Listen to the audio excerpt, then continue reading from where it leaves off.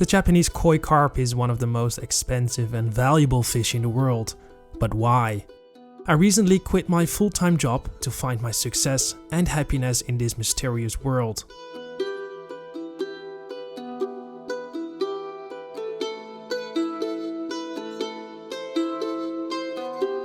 In this video we dive deeper into the hidden world of the Japanese koi, and after almost 3 years I travel back to Japan to find out how this special fish is grown.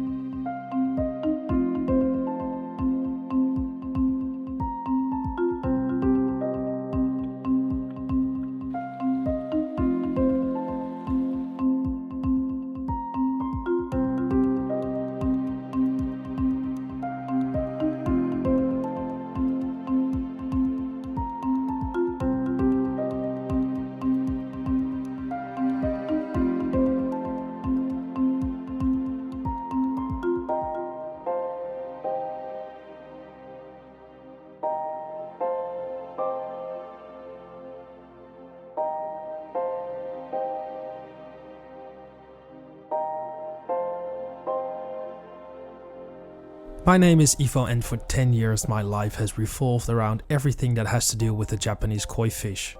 I've been traveling to Japan twice a year since 2014 to attend various events. In the winter the World Championships, and in the autumn the harvest of thousands of valuable koi from the mud ponds. It is now clear that these fish can be worth a fortune. But why are these fish so expensive? What does it take to breed just that one valuable fish? Although Japan is closed for tourists, I traveled to Niigata Prefecture in western Japan. I'm going to investigate to find out what it takes to breed this special fish. Behind closed doors, I finally get to see how these amazing fish are farmed and why these fish are so expensive.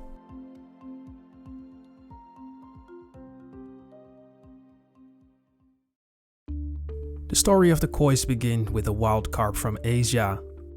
The Japanese called this black carp magoi. The colored koi as we know them today are called nishikigoi, also known as swimming jewels. The term nishikigoi was first used 200 years ago in a mountain village in Niigata. The nishikigoi was discovered and produced as a food source during the harsh winters. When some fish showed color mutations, this soon resulted in breeding of the black carp. Niigata Prefecture is known for producing the best rice in the world. Soon, local farmers discovered that they could earn more money by converting their rice fields into rearing ponds, also called mud ponds. The climate and conditions, such as the soil quality, provides the ideal growth opportunities for the koi. There are now a dozen of varieties produced by a large group of Japanese koi breeders. The name koi is a synonym for love and friendship and connects hobbyists around the world.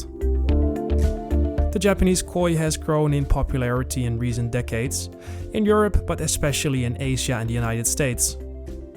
Every year tens of thousands of fish are shipped by plane to their new and proud owners. With the increase in popularity and a recently auctioned koi worth $1.8 million, we can say this is quite a special fish. But there's more to it. I start my adventure in the Netherlands and travel to Yamakoshi, a small village in the mountains in western Japan. Here lies the starting point of my journey, and that of every newborn koi.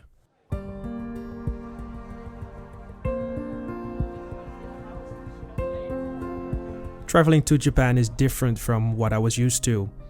Japan was closed for more than 2 years due to the pandemic. Fortunately, I was able to enter the country with a special visa and invitation from the Shintaro koi farm. I was also lucky enough to be on one of the few flights to Japan. From Amsterdam to Abu Dhabi is the starting point of my 20-hour trip to Tokyo. I am surprised how few people are on this flight. The only advantage is that I can use 3 chairs completely to myself and look forward to a good night of sleep. The flight time was approximately 16 hours, with a layover in Abu Dhabi. Fortunately, I was able to sleep most of the flight, despite the slight nerves.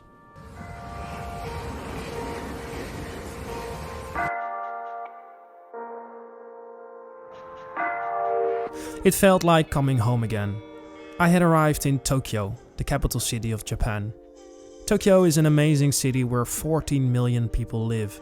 Yet one thing immediately struck me: the peace and quiet on the street, stations and at the airport. It became clear that Japan was still in the midst of a pandemic. Before catching the bullet train to Nagaoka, I pick up my pocket Wi-Fi. This device gives me unlimited data wherever I am, even in the mountains.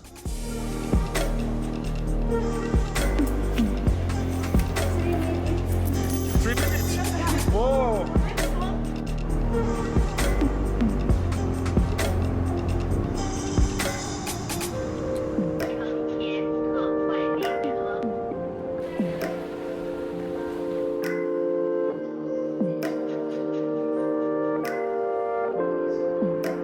It's time for the final stage of this journey.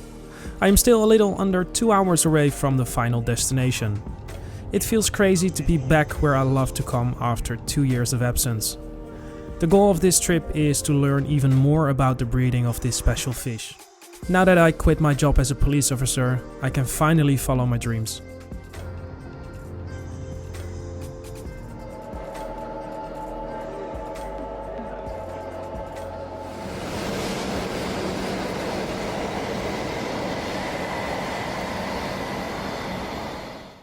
It's day 1 of my journey. I want to know more about the actual breeding of the Japanese koi. I am in Ojiya and navigate to the koi village, or known to the local people as Nishikigoi no Sato.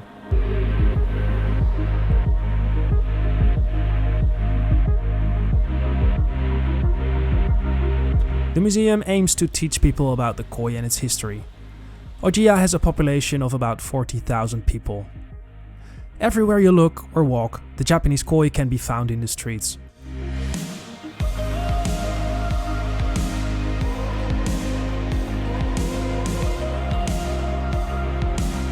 I want to find out more about the origin of the Japanese koi and find out if there is a difference between breeding as it is now and how it was in the past.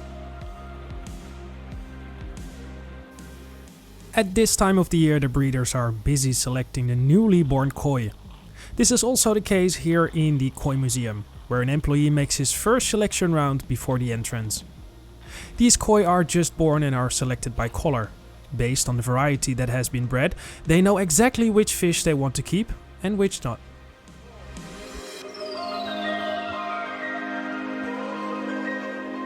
Good morning. I want to enter the museum, please. About one.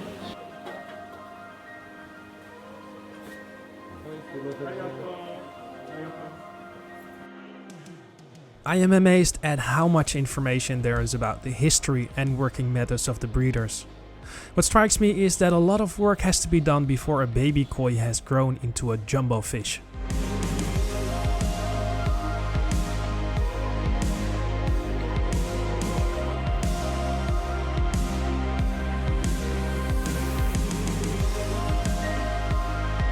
I think it's great to see that the locals show so much interest in this fish.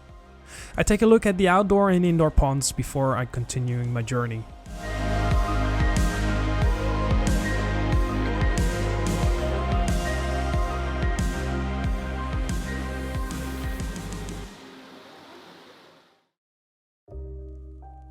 Before I can visit the first koi breeders, I have an important stopover on my first day. I drive to a small koi shop that is mainly known by breeders for purchasing materials. I am not looking for materials, but I am looking for something else very important.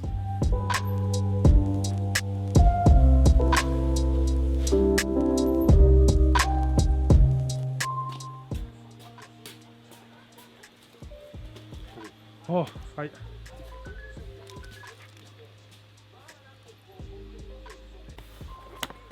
Oh, great.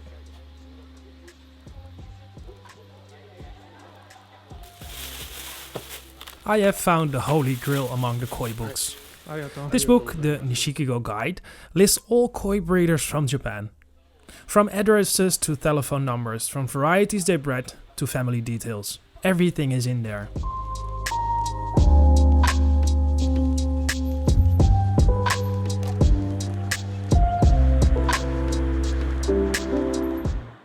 I drive on to the Yamakoshi Mountains. With a great view of one of the valleys, I dive into the newly purchased book.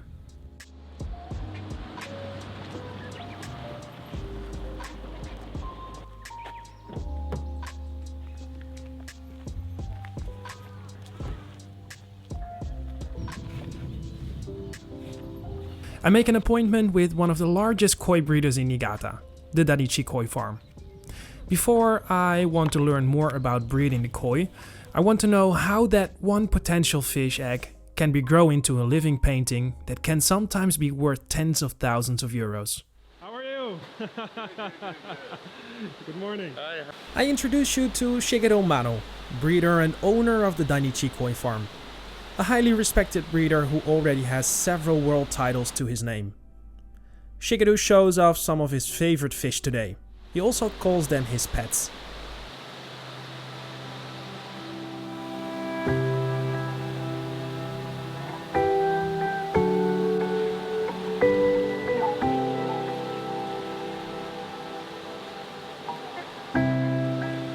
The quality of the fish that swims here is very high. Many of these fish are therefore very valuable. To get a good idea of what that one newly born fish might look like, Shigeru takes us to one of his larger ponds. So Shigeru-san, please tell me why you choose this kohaku. Yes, this cohort, right now, this year it's going to be 5 years old. And the size, I think around 80 cm right now.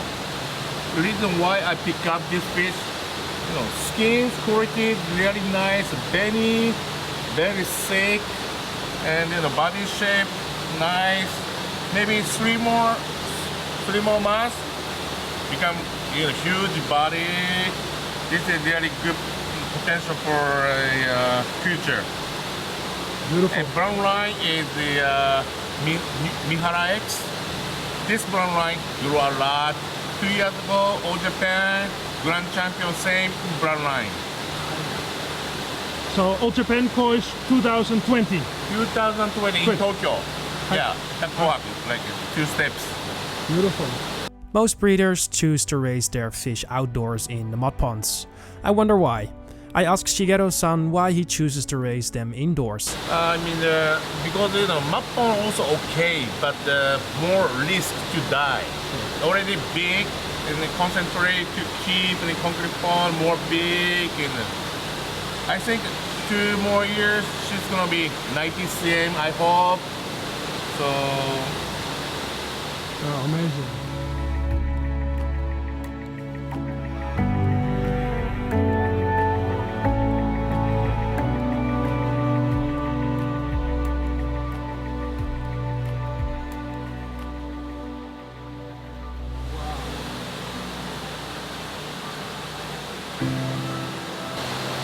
She's so beautiful. Absolutely. Powerful and shiny, very, very unusual. Looks like, Ginlin Shiro tree, but this is not, Ginlin Shiro. This is coming from, big karash, mother. So this is the kawaii. Maybe we call Ginlin, Matsuka, Bake, something like that. But I don't know exactly name. But really beautiful. This body and the shiroji and this sumi. Now, this year she's gonna be 5 years old, and right now below 80 cm. She is so beautiful. This is kind of odd, unusual.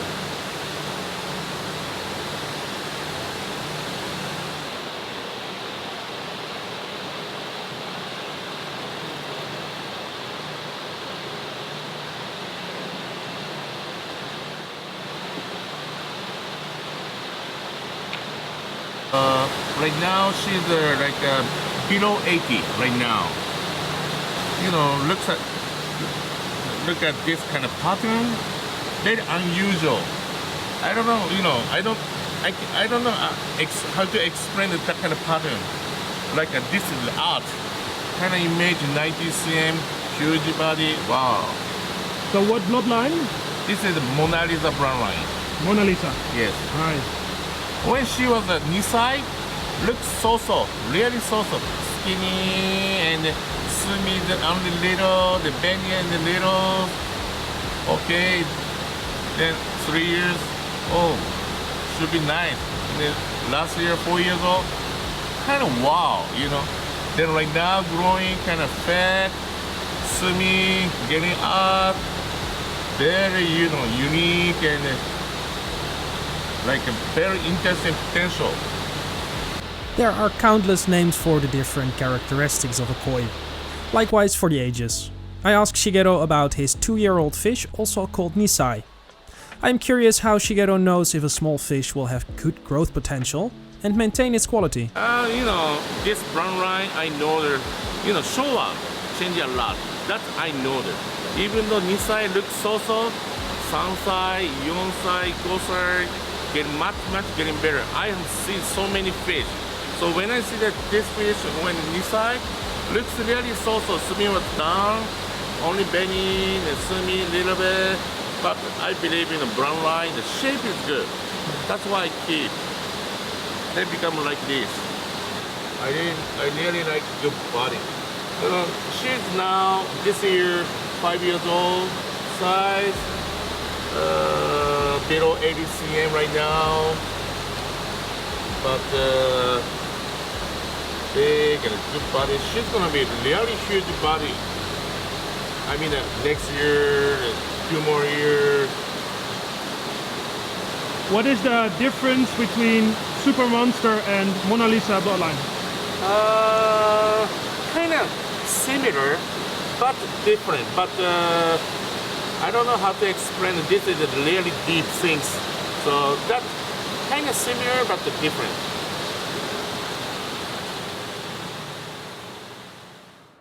All the new information has made me hungry.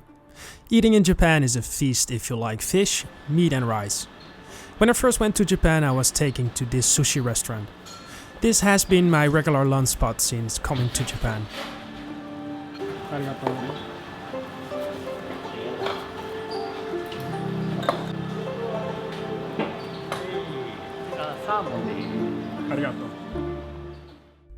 I wake up early. Today is a very special day. I have been invited by the Shintaro Koi Farm to come and watch the breeding. The Shintaro Koi Farm has been a friend for a long time. I like to visit and help them when I can.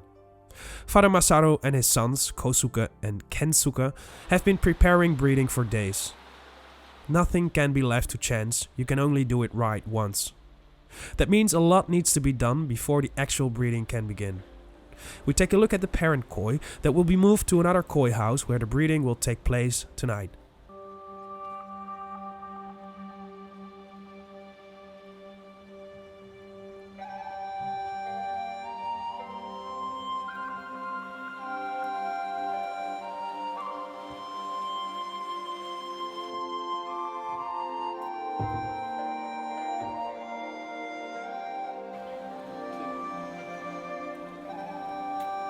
It's time to transfer the fish. These are the chosen ones who are allowed to breed on the basis of their individual qualities. A breeder looks at the bloodline, the construction of the fish, the skin quality, and the history. The fish are transferred to their new and sterile koi house. Tonight, nothing can go wrong and everything is prepared down to the last detail. Breeding koi can be done in two ways: artificial and natural.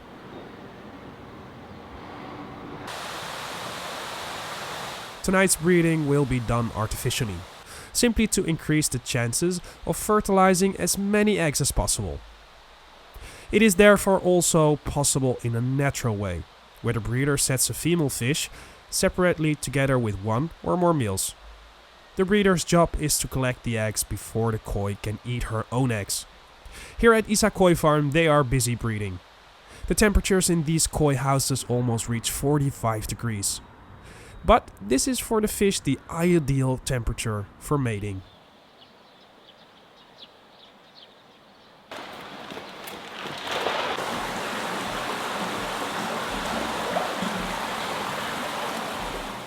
Kosuke transferred almost all the koi. It is still early in the morning, and that means that the koi can get used to each other for the next few hours. It is the very first time that the males meet the females. Temperature, weather and water quality affect how quickly the first fish start. A complicated process.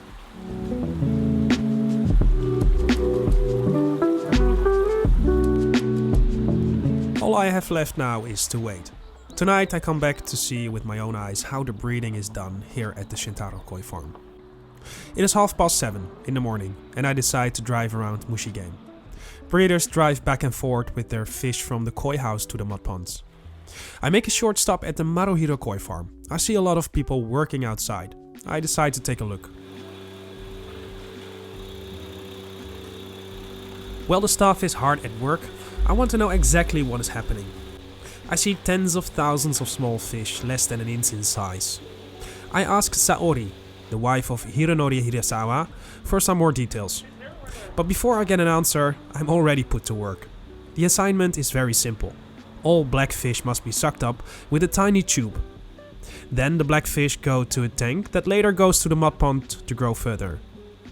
The fish in this selection are only 4 weeks old. A fairly simple selection round for the breeder, because selection is only made on basis of the color.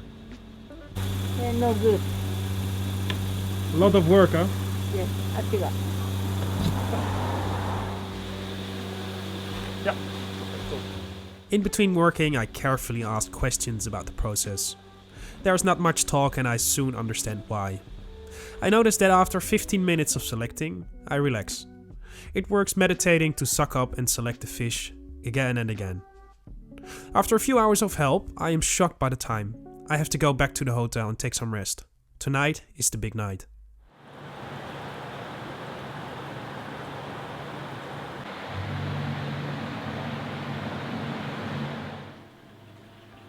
After almost 10 years, I get to attend something special tonight.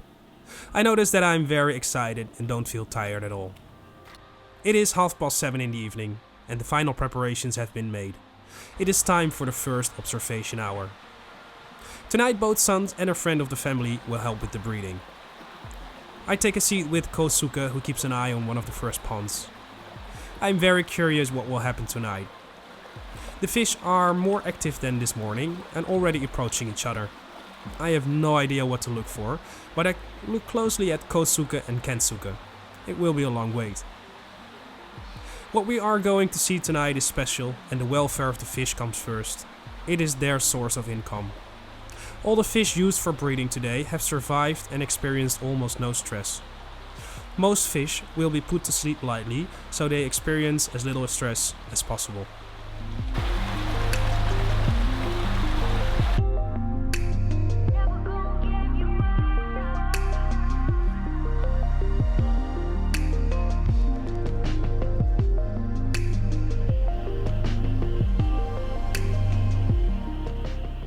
It is mainly a long wait.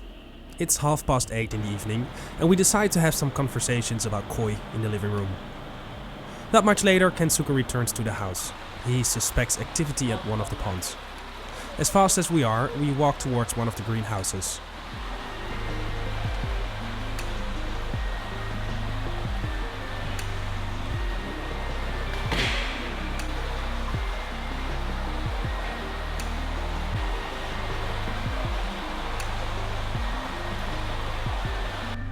Kosuke does a first inspection and finds eggs in the water.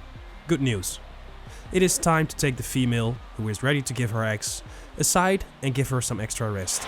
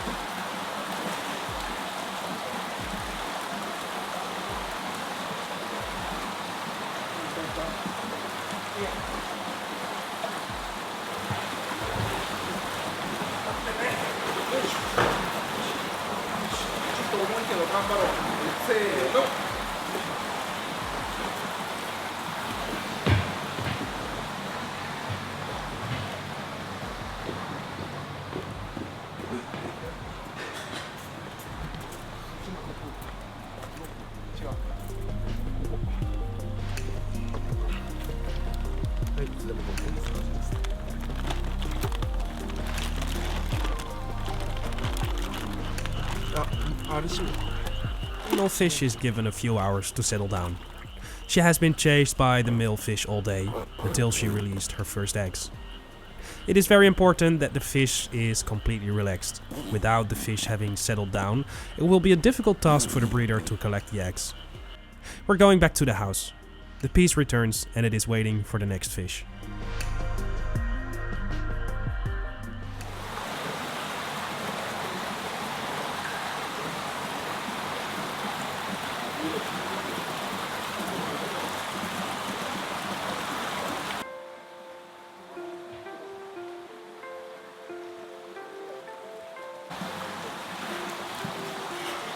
It is 10 o'clock and Masaru decides to separate the male koi as well. Based on the behavior of the fish, they can start collecting the eggs and the seeds after a short period of rest.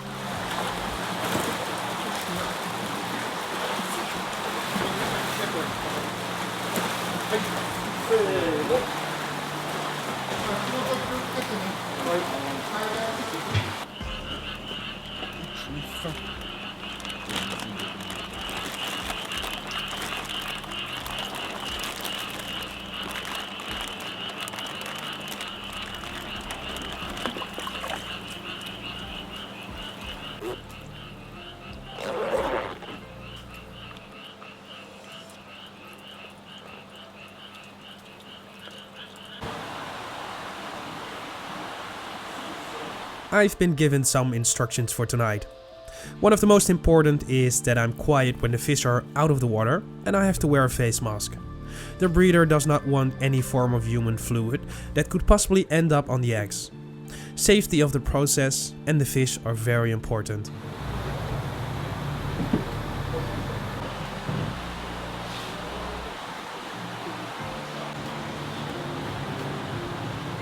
It feels like I get to attend an operation.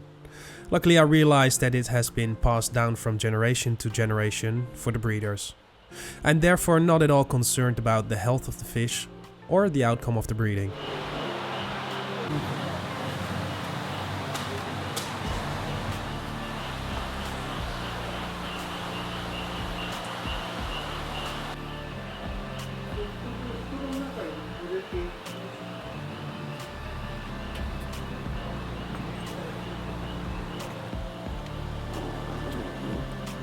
The female fish is the first to be put to sleep. She's completely relaxed and it shows in a number of external features. Based on her weight and size, Kosuke estimates how much substance he needs to add, so the fish is under general anesthesia.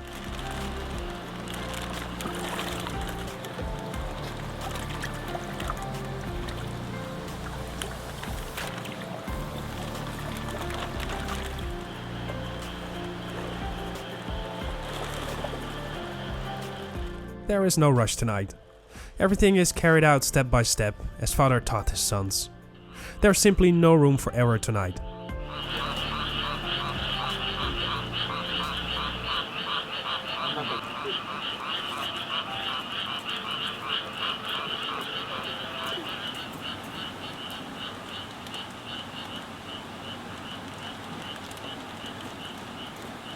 It won't be long before the fish is asleep. I take a look in the tank where she was allowed to rest. It strikes me immediately that there are already hundreds of eggs in the tank, a sign that she's ready.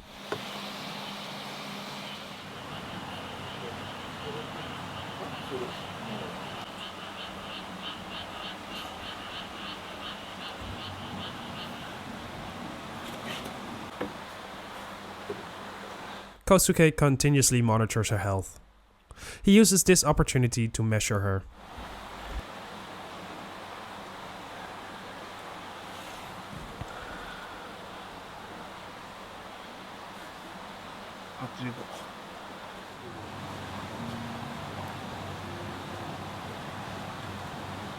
The female fish of the Sanka variety breathes calmly while she is asleep.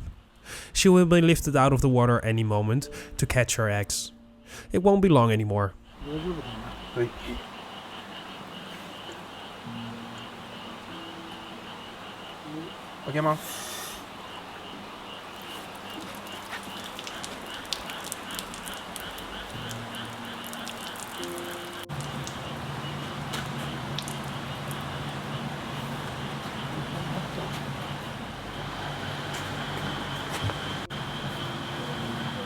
To avoid failure, the fish is packed in towels.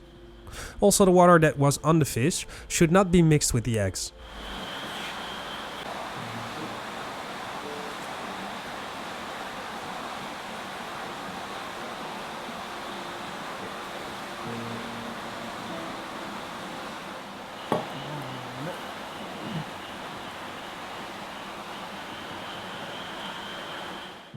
I stand with complete admiration to watch thousands of eggs hatch from the female fish. I can't imagine that these eggs, when fertilized, will hatch in a few days from now.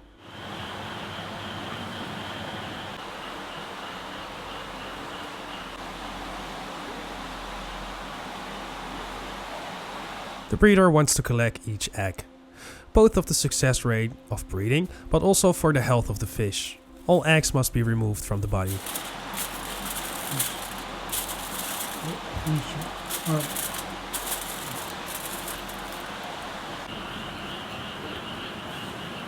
Kosuke ensures that the fish can wake up from its sleep. The koi is put back in a tank that contains a lot of oxygen. It will take a while before the koi is awake. After that, she will put in the same tank with the other females. Her job is done for the season.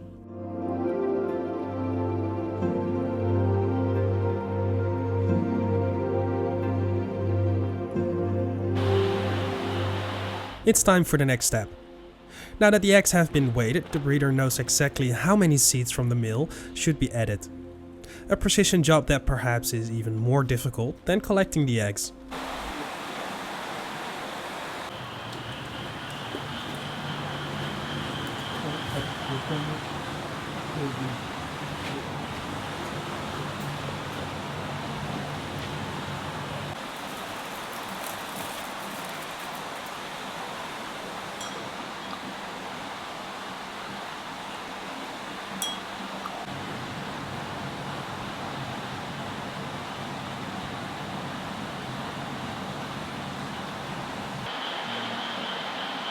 Masaru gently presses under the belly of the koi.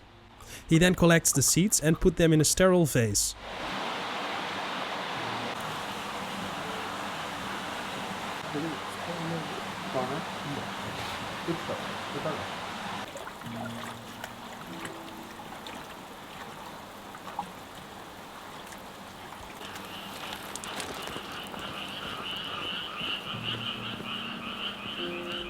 The fish slowly wake up and are allowed to return to their permanent pond.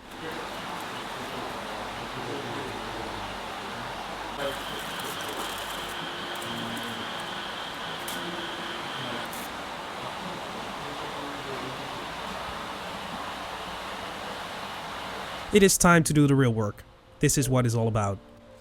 The eggs are mixed with the seeds and distributed over brushes.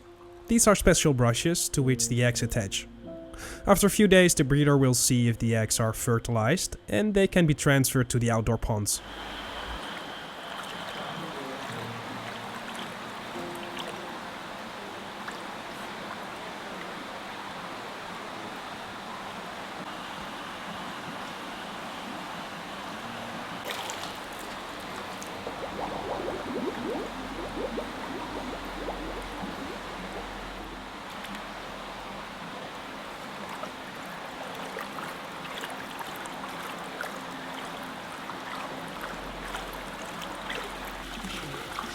In recent days, these outdoor ponds have been prepared for the eggs. Fertilization will continue in these ponds and the eggs will be ready for the next few days.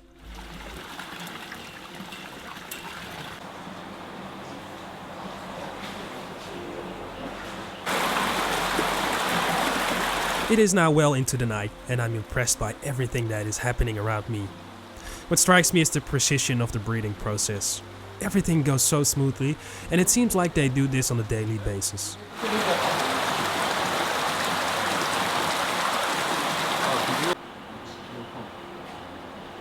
The fish are given antibiotics after breeding, so that they can recover and do not contract any diseases.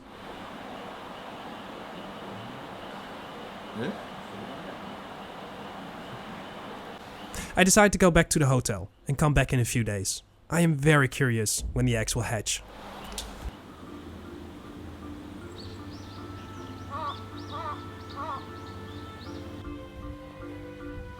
It is 3 days after breeding, and I meet with the family. Kosuke smiles and is positive. The eggs are fertilized.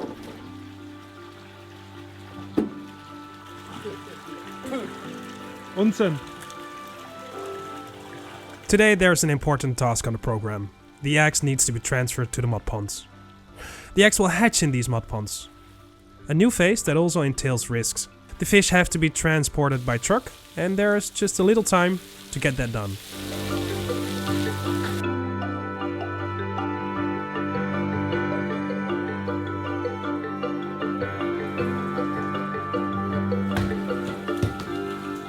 I realized that a whole new generation of koi is sitting on the back of this truck. If something goes wrong, the family will lose a large part of their income next year.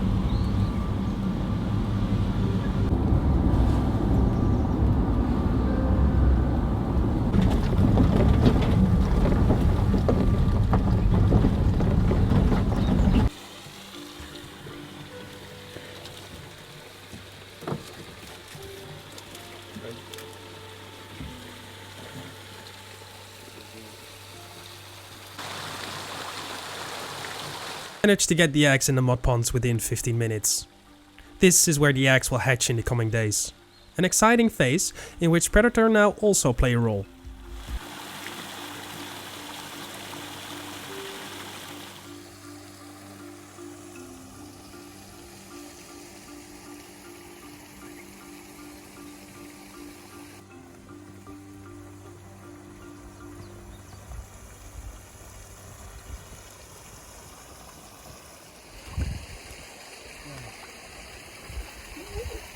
The breeder rushes to the ponds. The fish hatched from the eggs. From this point there will be daily checks, and in 4 weeks from now the first fish will already be selected for color.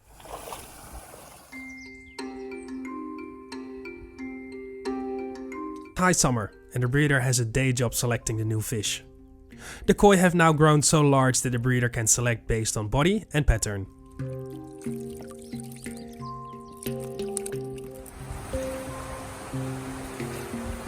After weeks of research in the mountains, I got the answer to my questions. Why are these fish so valuable and expensive?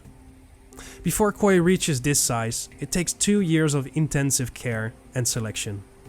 The breeder has limited space and only the best fish remain swimming, the rest will be sold.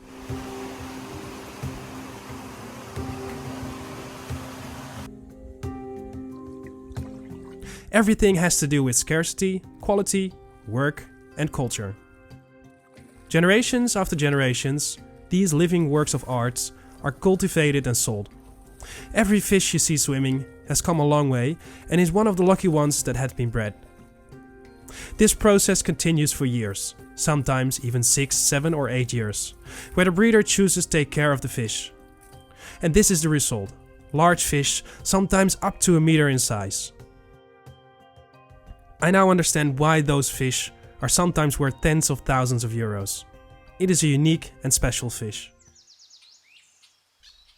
In the mountains of western Japan, the residents of these greenhouses are waiting for summer temperatures of 35 degrees or higher.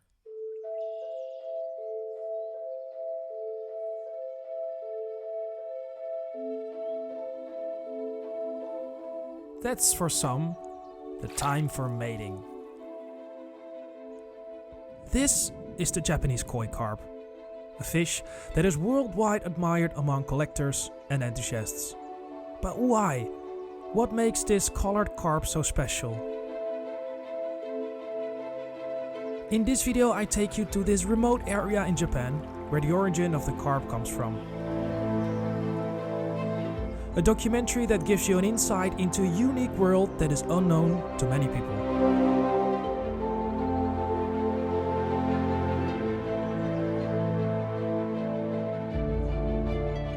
Last year I traveled to Japan to find out why these fish are so extremely valuable and unique. I delved into the history of the Japanese koi carp and witnessed for the first time a special breeding process that until now took place behind closed doors. This year I return, a year after quitting my job, to find out how other breeders secure their entire annual income and future during one of the most exciting times of the year. breeding the Japanese koi. My name is Ivo and I'm 34 years old. Since 2014, I've been traveling to this special area in Japan where I find my passion and love for this Japanese fish. I record all my adventures in these documentaries. During this trip, one of my dreams come true, attending the breeding of this special and mysterious fish in Japan. Travel with me and experience how Japanese culture, friendship, and love for these living works of art came to be.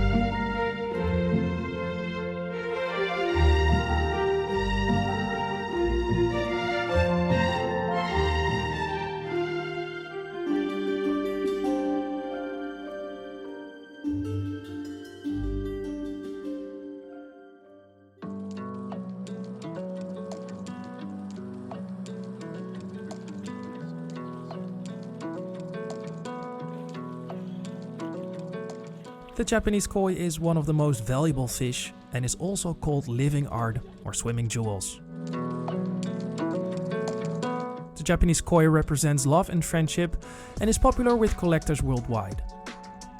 The history of the Japanese koi goes back a long way and started with the black carp in Asia that was called magoi by the Japanese. What started 200 years ago in a mountain area in western Japan as a food source during the harsh winters, rice farmers discovered that the fish changed color, resulting in the creation of the Japanese koi, also called nishiki koi. One of the most legendary koi is hanako, which means flower child in Japanese. The myth says that hanako lived to be 225 years old, the oldest koi fish in the world. Nowadays, the average of the Japanese koi is between 40 and 50 years old. I'm traveling to Japan, to Yamakoshi to be precise. A small mountain village where they are great at one thing: breeding Japanese koi.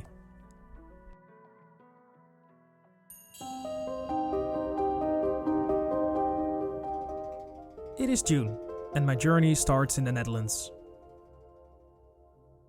The journey from Amsterdam to Nagaoka in Niigata Prefecture will take approximately 20 hours, a 13-hour flight, and a 3-hour train journey from the airport to Tokyo, and then on the Shinkansen, also known as the super fast bullet train. It feels like coming home. The peace and structure in this country is so unique, and nowhere else in the world I have experienced this so pleasantly.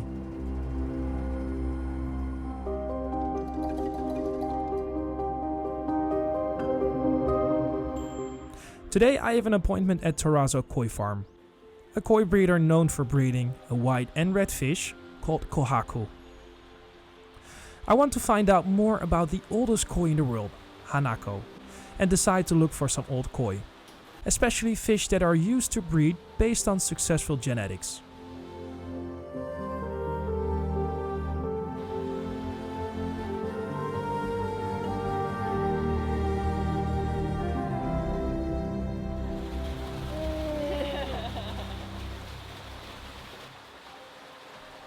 I'm lucky today. The parent koi are still swimming in the indoor ponds.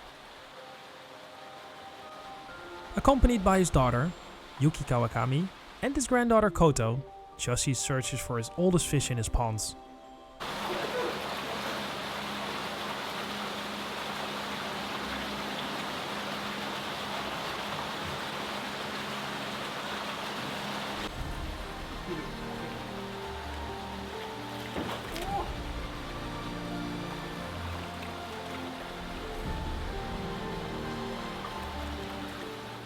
What strikes me is that the fish looks different from the koi that I normally see.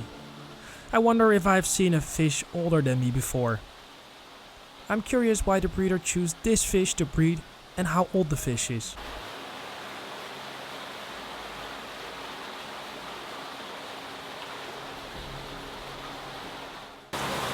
Probably 34.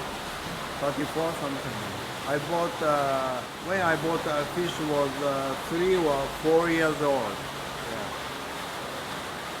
Still on a very nice belly, good body.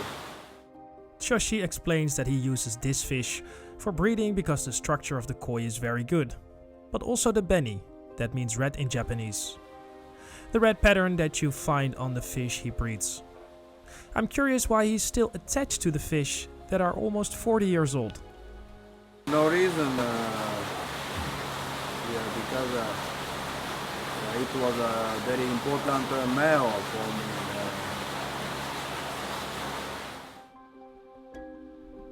The breeder wants to take me to one of his outdoor ponds, also called a mud pond. These are so called because of the high concentration of clay, minerals and vitamins in the soil. But before we drive into the mountains, Shoshi wants to show me something. Younger, but more than 33 something. 1999. Breeder records. I soon realize what it is. His holy grail. A small book which he has documented all his parent kois over the past decades. Yeah, this is that male. Still very already.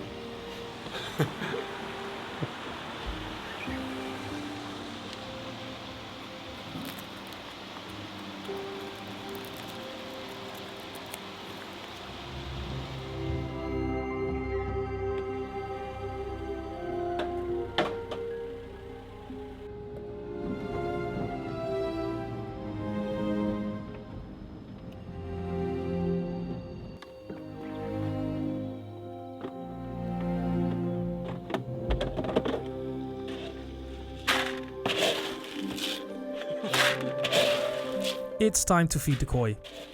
The fish swim in these outdoor ponds during the spring, summer and autumn. The combination of climate, proper nutrition and care allows the fish to grow best here. During the autumn in October, the fish are harvested and brought in. They can stay here or they will be sold. Feeding the koi is done every day. The mud ponds are also checked daily for another animal, the bear.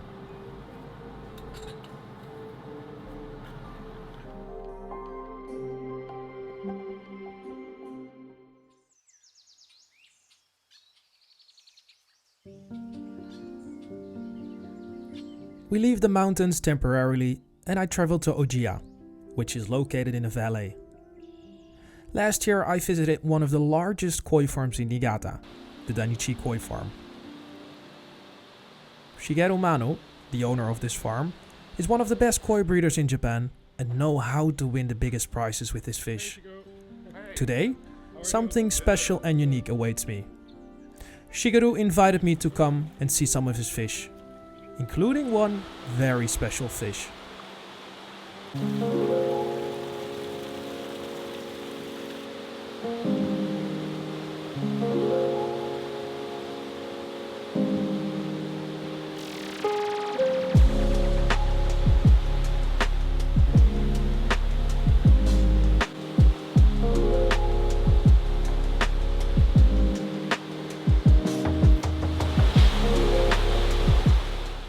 Many people who hear of the Japanese koi for the first time, they will often say that the fish with the red dot on the head is the most valuable. But that's actually not true.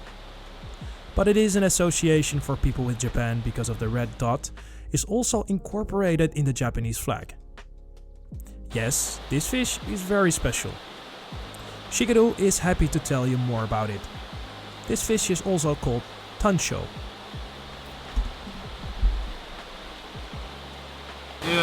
This is Tancho. This is 5 years old. I don't know size, maybe 80 something right now.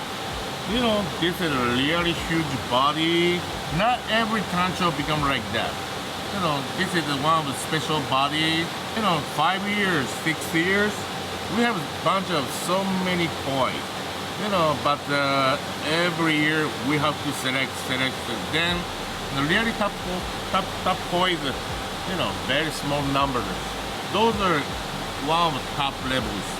And since breeding, fries, and we have so many fries every day. Like a summertime, 100 day every day we have to select, calling every day. Then become like about 90, more than 95% gone. The only little pieces, numbers to grow, mid-side and sun side, we have maintenance, we have so many houses and so many concrete ponds. Fries, we have more than 200 map ponds for fries.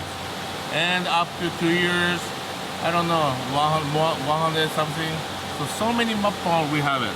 Every day we have to go check and, so of course the food, we have to test a lot and so many things to do.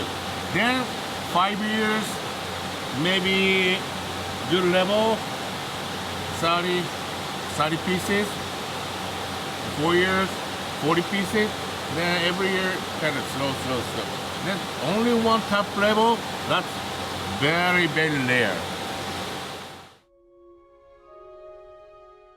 It takes a lot of effort to select the best fish. Shigeru has already won the World Championship several times with his top koi. I realize that it's also a numbers game. The greater the number of offspring, the greater the chance of having a real top koi. While Shigeru is inspecting some of his fish, I am picked up by one of his chief staff members. I am allowed to release one of those special fish into the pond in the mountains.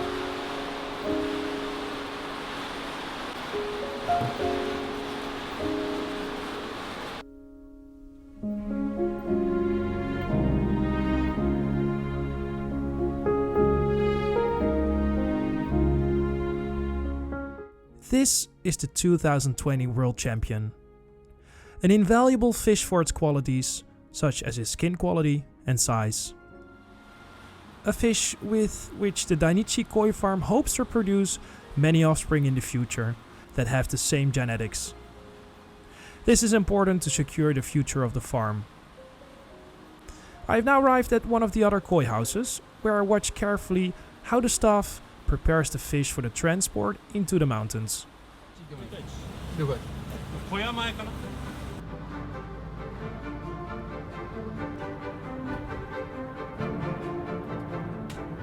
In convoy and filled with 1,000 liters of water, we drive from the farm towards the mountains.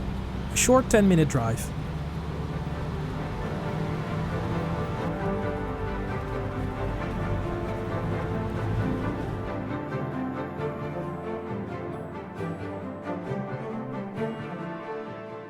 In a few moments, the fish will be released into the outdoor ponds, where they can enjoy their well-deserved rest. In this mud pond, the fish can grow and look for natural food. The employees of the Dainichi Koi Farm carry out this operation with military precision.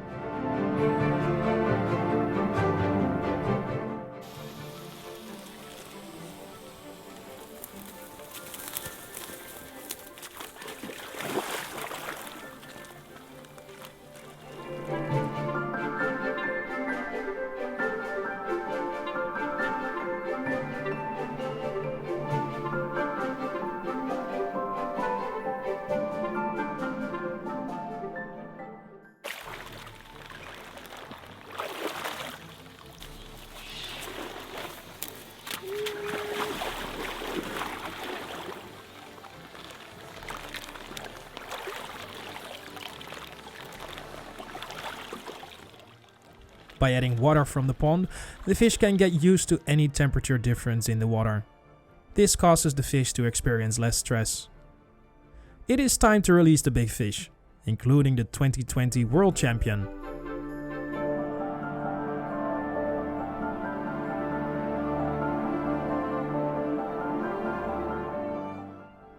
You have to give something to be part of this special moment. While filming, I discover that my suit is leaking. The result is soaking wet legs and socks.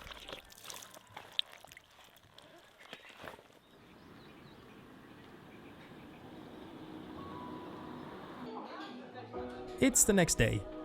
After a good night's sleep, I start the day with a short lunch at the invitation of Omo-san, breeder of the N&D koi farm.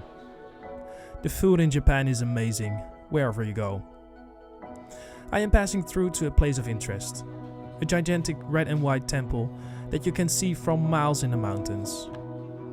I'm curious and want to take a look before I continue my search for a breeder who will allow me to film their breeding process.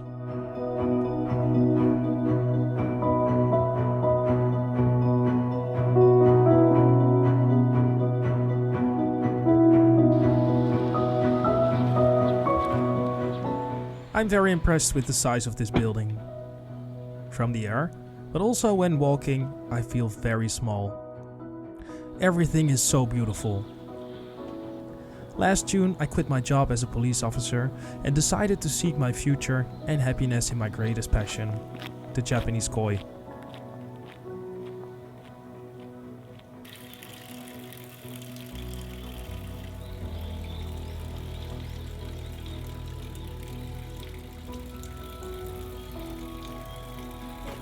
I was told that this shrine is not very old and it will bring you luck, wealth and prosperity if you visit it.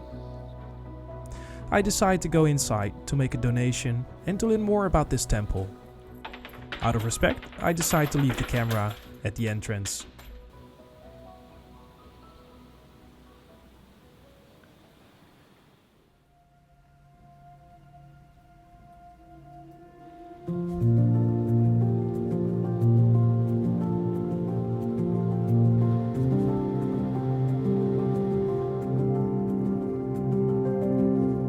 I have arrived at Isa Koi Farm.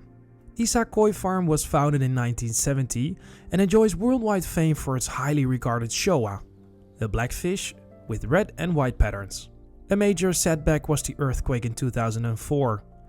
Isa Koi Farm was severely affected. Many fish, including their parent stock, were lost. The farm has now been fully restored and is running at full capacity. It is busy today. I try not to disturb, but I feel that I'm welcome, and I decide to watch the selection of the baby koi that are only a few days old. Only the black fish advance to the next selection round. Last year I was welcomed for the first time to the harvest by Mitsunori Isa, the boss of the koi farm. An amazing experience, and this year I hope to be able to attend something else, breeding the koi. I decide to walk around the farm before talking to Mitsunori. I take a look at the 1-year-old koi and I take a look at the bird chambers, a room that normally remains closed to visitors.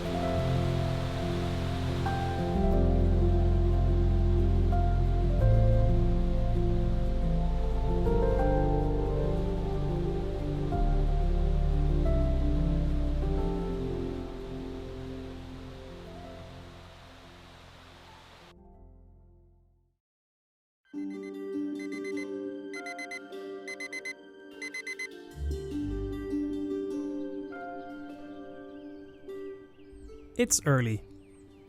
Late last night, I finally got the answer I was waiting for. I'm allowed to be present at the breeding of the Japanese koi. At 5 to 5, I receive a message that I can come to the Isa Koi farm. While the streets are quiet and many Japanese are still sleeping, there is someone who stayed up all night to monitoring his koi.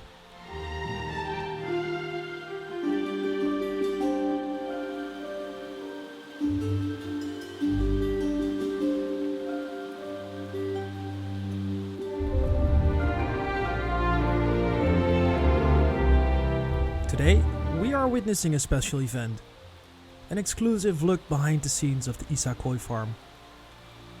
The well-being of the fish is most important. The breeder ensures that the koi experience as little stress as possible during the collection of the eggs and sperm. Never before has the Isa Koi farm allowed anyone to film this event. I'm nervous, but also excited. I hope everything goes well and I'm not in the way. While I still can, I try to ask as many questions as possible.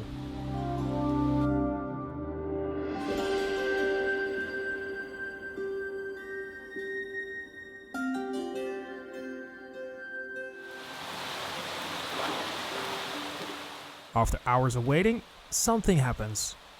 I see that Mitsunari reacts alertly and takes the time to look at the fish. There are women and men in this pond. The moment the breeding is waiting for is the moment when the females become more active and start releasing their first eggs. He uses a flashlight to see whether the yellow-colored eggs float in the water.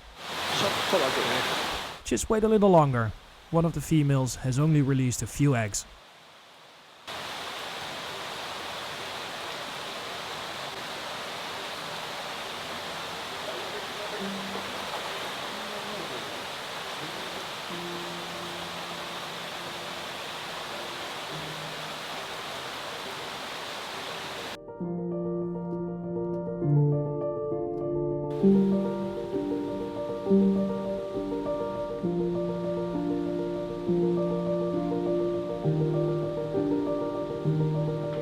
As in nature, the males chase after the females.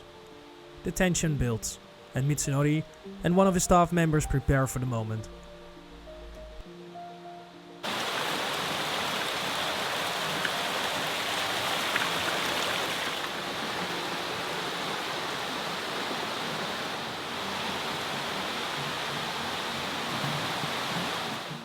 After being chased by the male fish all night, they are now getting some rest.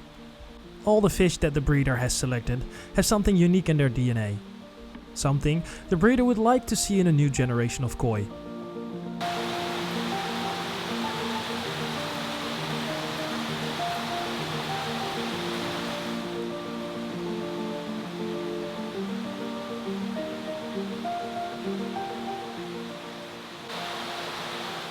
Everything is done sterilely to prevent the eggs from becoming infected or damaged.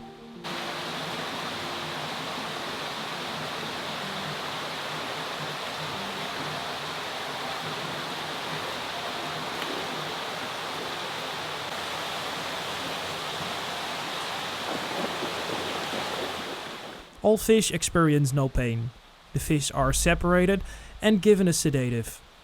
This makes the fish calm and does not notice the harvesting of the eggs.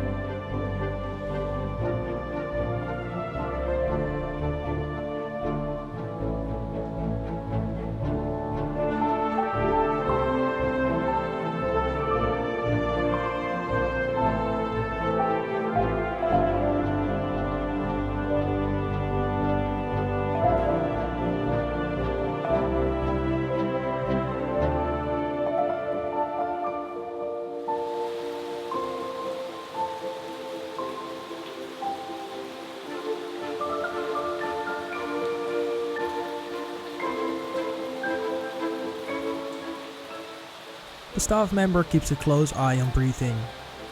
When the fish is asleep, it is time to harvest the female eggs.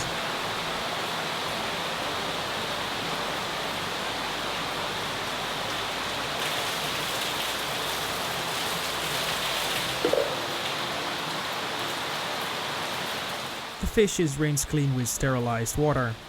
It is clearly visible that the female is ready to release her eggs. After drying the fish, the koi are wrapped in soft towels that keep any form of moisture away from the eggs. Some females can produce between 1 and 2 kilograms of eggs.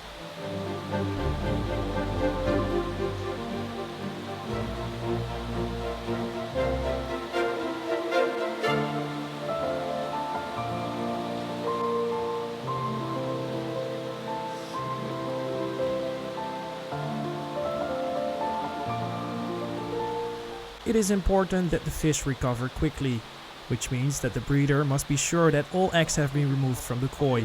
The fish is then given an antibiotic injection so it doesn't become ill after this physical activity.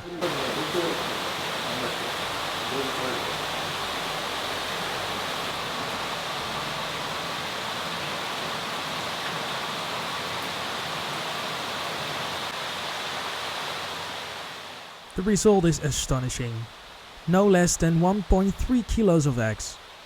Tens of thousands of koi will be hatched from these eggs after fertilization. After receiving the antibiotic shot, the fish is allowed to rest and recover.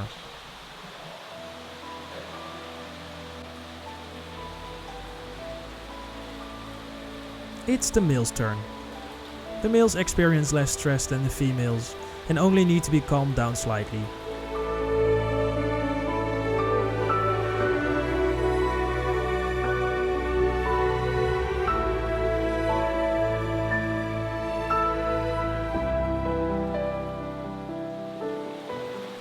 The males are often selected based on their deep colors and skin quality.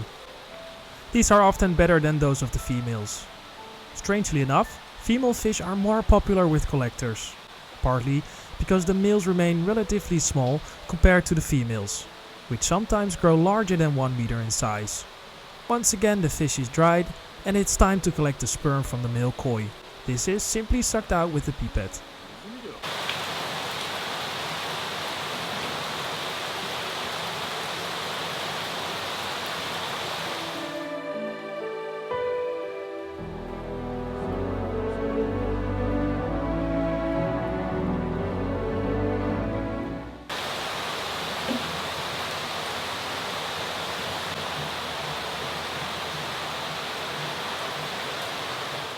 It won't be long before the male can return to one of the indoor ponds. It takes a while before a Mitsunori has the right quantities. It remains a matter of luck. It sometimes happens that parent animals are not ready for spawning and skip a year.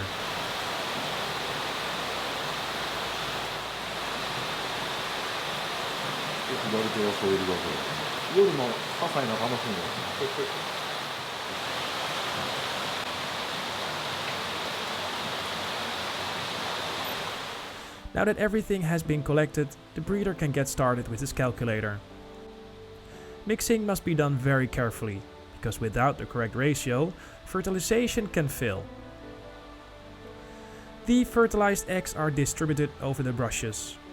These brushes have small hairs to which the eggs stick immediately.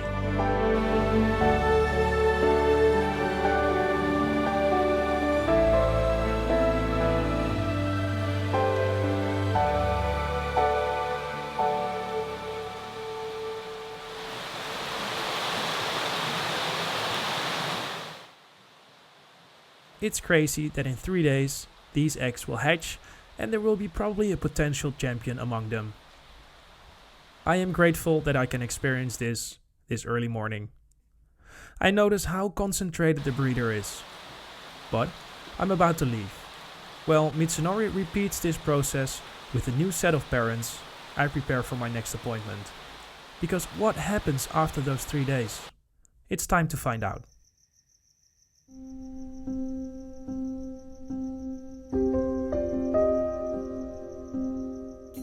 I travel back into the mountains.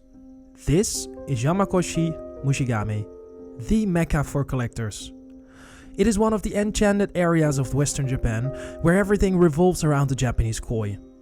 In my journey in search of answers, I returned to the Shintaro Koi Farm. For some of you, this is a well-known place where I was able to be present at night during the cultivation last year. I'm now going back to find out what happens in the days after the eggs hatch.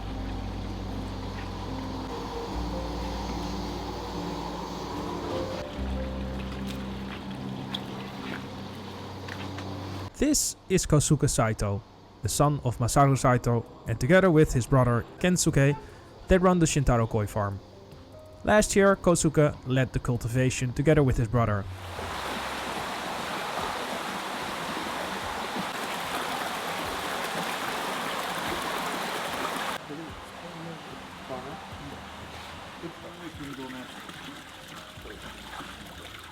Today, I can help select the newborn offspring.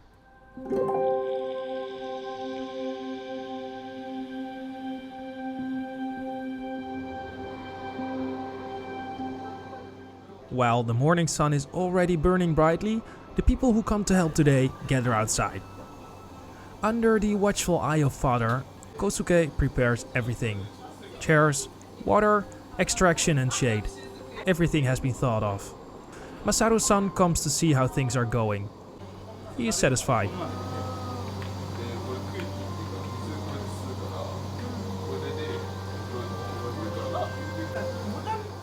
Today, Kensuke asked for help from his wife, best friend and his wife. Today we will select as many fish as possible with 6 people. Kensuke explains which color fish should be sucked up through the small tube. This causes the water and the fish to go to the large container with water and oxygen. We start the selection with good courage. As strange as it sounds, this work calms me down. It is relaxing and there is plenty of time to chat and think about everything that I've seen these days.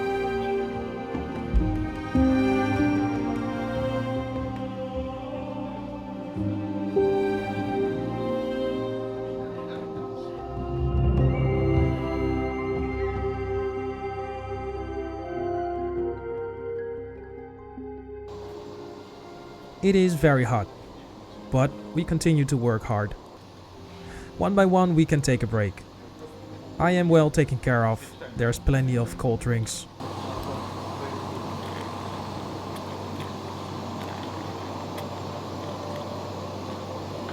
I try to stay focused and separate the black fish from the yellow ones. Only the black fish will soon have beautiful, wet and right patterns.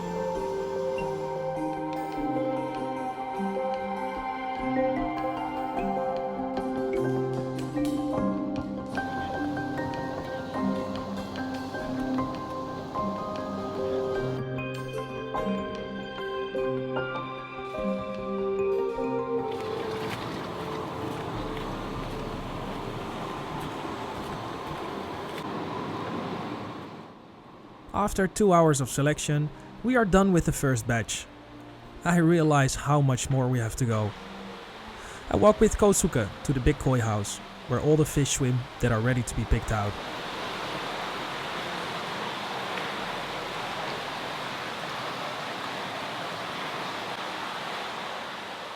A bucket contains thousands of small fish. It is almost unbelievable how many there are in total. We carefully walk back to the main house. Kosuke has one important job: not to drop the bucket.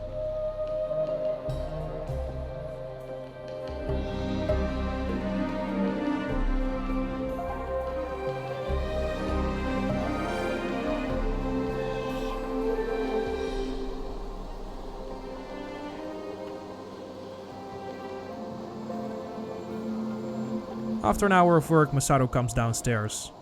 Lunch. We've earned that.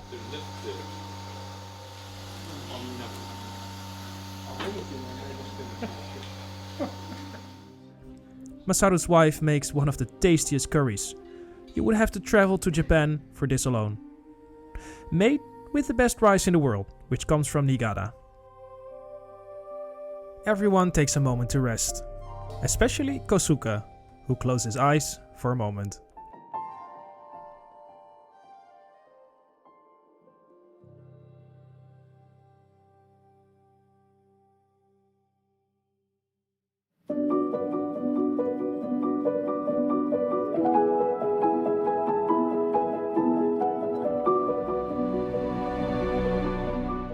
It's time for the next step. Just before sunset, I receive a call from the Shintaro koi farm. After a long day of selection, it is time for the next step in the process. Releasing the offspring that are only a few days old. These are the so-called fry ponds. Masaru and Kosuke drive to the mud ponds with all caution.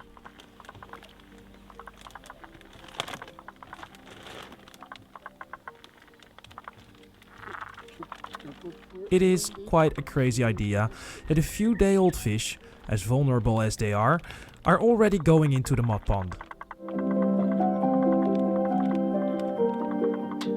Here they will be given natural food and adapted powdered food.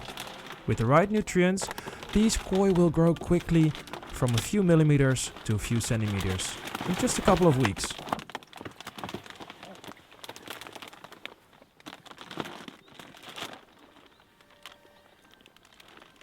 This means that the breeder can continue with the next selection in just a few weeks.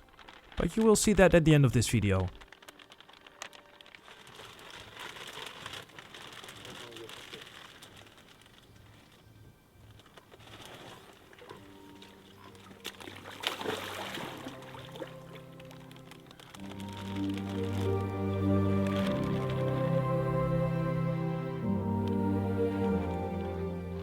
I have another important question.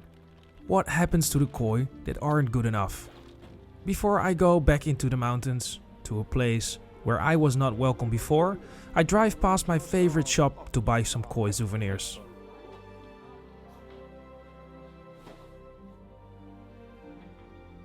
I am always welcomed here with open arms, and the owner always addresses me by first name. If you ever go to Ojiya in Japan, stop by her store. Her shop is next to the train station. I would really appreciate it if we could support her by buying something.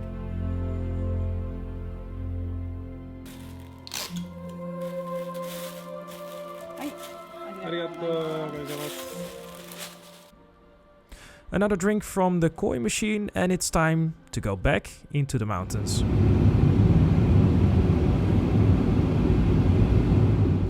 I am driving to a place I've rarely been to. A place that is normally only accessible to Japanese hobbyist breeders and hobbyists. Today, I am at the local koi auction.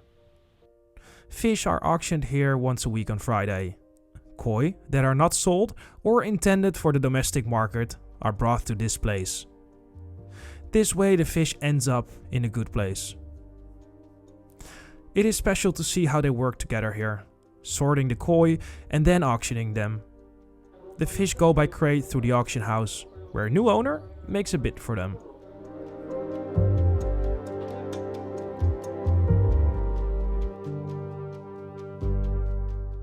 This trip has given me many wonderful memories and answers to my questions.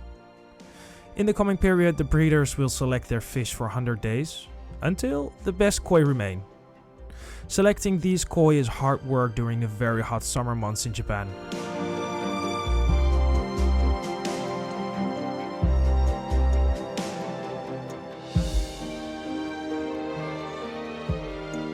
I come to the conclusion that these fish are true works of art, bred and judged by humans. A unique fish that involves a lot of physical work and a risk for the breeders. Knowledge and experience passed down from generation to generation to protect and pass on their unique world. Making this documentary takes a lot of time. I would appreciate it if you would leave a comment. Would you like to see more of my documentaries? Then take a look at this one. Thanks for watching, and I see you in October, where the breeders are looking forward to harvesting their big fish. Will I see you there?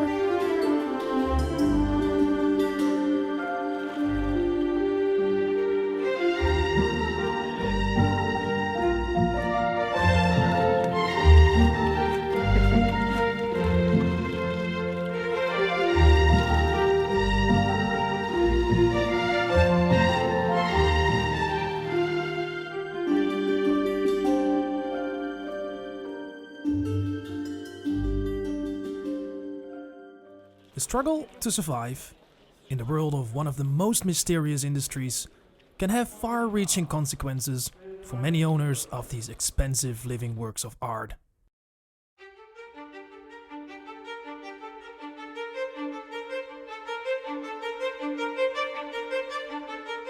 Once a year, a particular place in Japan is transformed into the stage of one of the most prestigious world championships.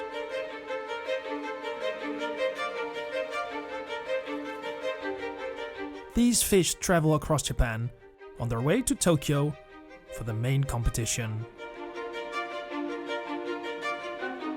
But for some, this is more than just a competition.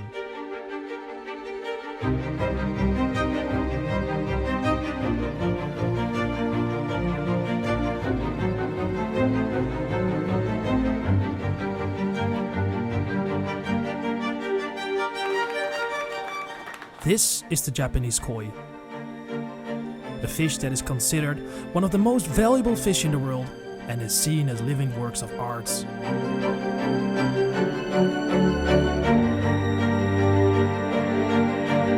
My name is Ivo and I'm 34 years old. Last year, I quit my job as a police officer to pursue a career in the world of this special fish.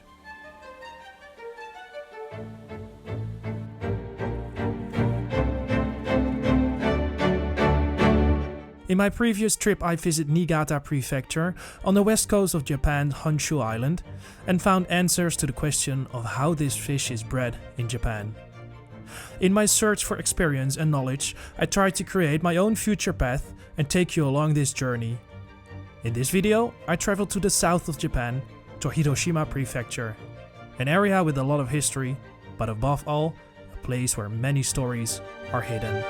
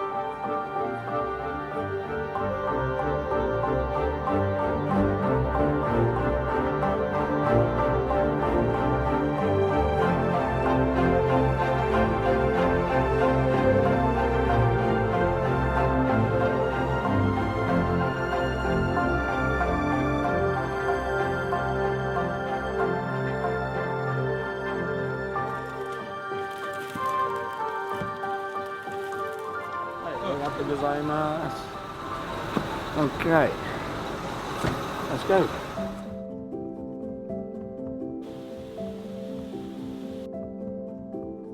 The Japanese koi is one of the most uniquely bred fish in the world and is considered the most valuable ornamental fish. The Japanese koi is very popular with pond owners and is also the national fish of Japan, represents love and friendship, and often appears at ceremonial gatherings such as this one with former President Trump during a visit to former Prime Minister of Japan. The Japanese koi can therefore be found everywhere in the streets of Japan, especially in Niigata Prefecture, where the fish originally comes from. In this documentary, we travel to the south of Japan, an area where Japan's most famous and perhaps best breeders are located and where the most expensive Japanese koi has been sold.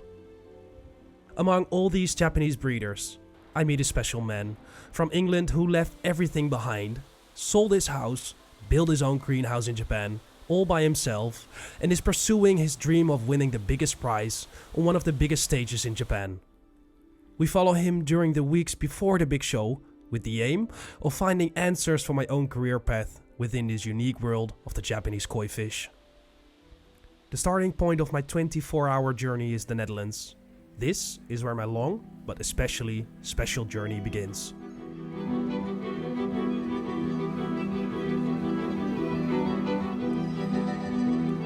It is January, and my journey starts at Schiphol, the largest airport in the Netherlands. From here, it's a 13-hour flight and approximately 8 hours to Sera, a beautiful mountain town about 1 hour drive from Hiroshima, located in the south of Japan. In Japan, as a foreigner, it's advantageous to travel by Shinkansen, the well-known bullet train, or by plane, which also has special rates for foreigners.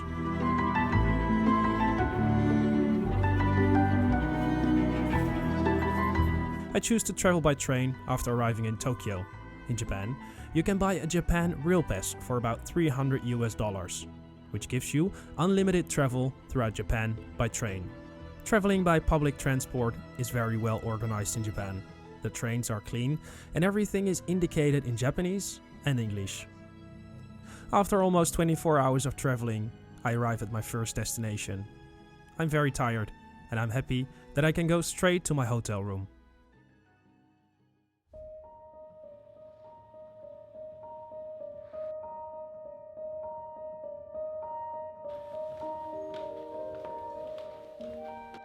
It's the first day of my trip. I'm staying in a small hotel run by an older lady. It is the first hotel ever where I'm given my own slippers upon arrival. I have to leave my own shoes at the front door. It gives a homely feeling. Today I meet Mike Snaden, an Englishman with a special story and a special dream.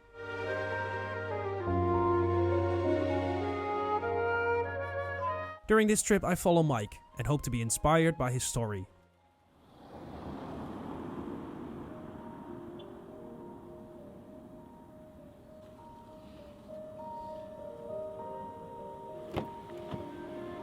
Good morning, Michael. How you doing? Good morning. Hi, Anna. Konnichiwa. It was 1993 when Mike first came into contact with koi. And in no time he was hooked on the mysterious world of the Japanese koi. Mike decided to enter a competition for the first time in 1997. A koi show is a competition where a fish is judged on its beauty and technical aspects such as build, length and skin quality. He was successful and won the Grand Champion, the biggest prize there was to win. Not much later he founded Yume Koi in 2000 in the UK. Mike decided to leave everything behind and emigrate to Japan in 2020. Not everyone believed in his dream. Many koi breeders, who were good friends with him, said he would fail.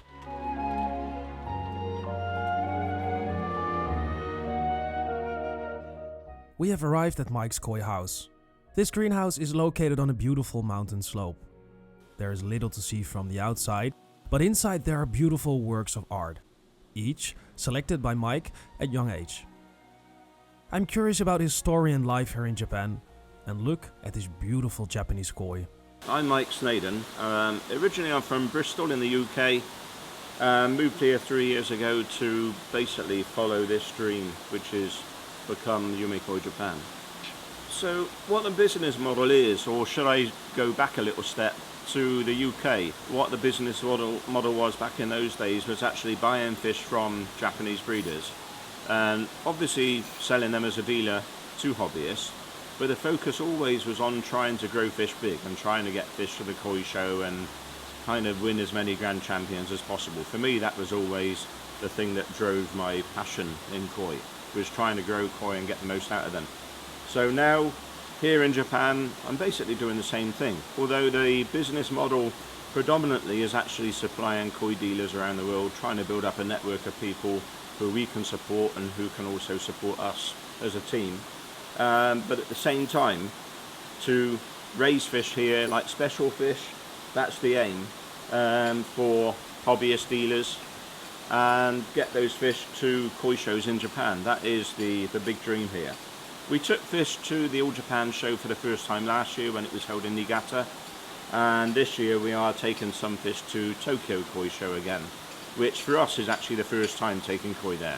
Of course we've exhibited fish there in the past, but they've always been handled by other breeders, and so this time is the first time that we will be personally handling fish that we will take to the show as Yume Koi Japan in Tokyo.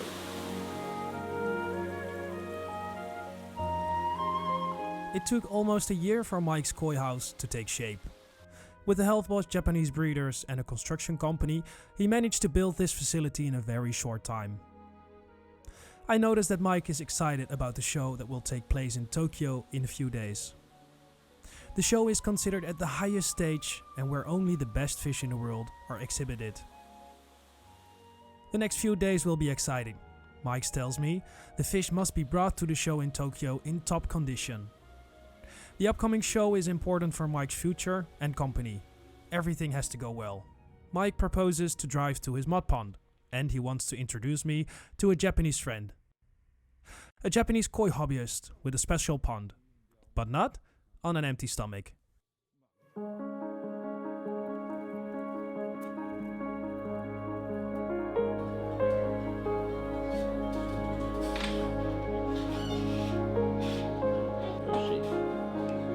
If you like food, Japan is the country to go to. Today on the menu, spicy ramen. And spicy, it was. We are on our way to Mike's outdoor growing pond. I'm curious what challenges he had emigrating to Japan. things really didn't go quite to plan in some regards. Many years ago, I actually started talking to breeders about wanting to grow fish in Japan and wanting to have ponds here in Japan. And basically I was laughed at by breeders back in those days, because it's like, well, how are you going to do that?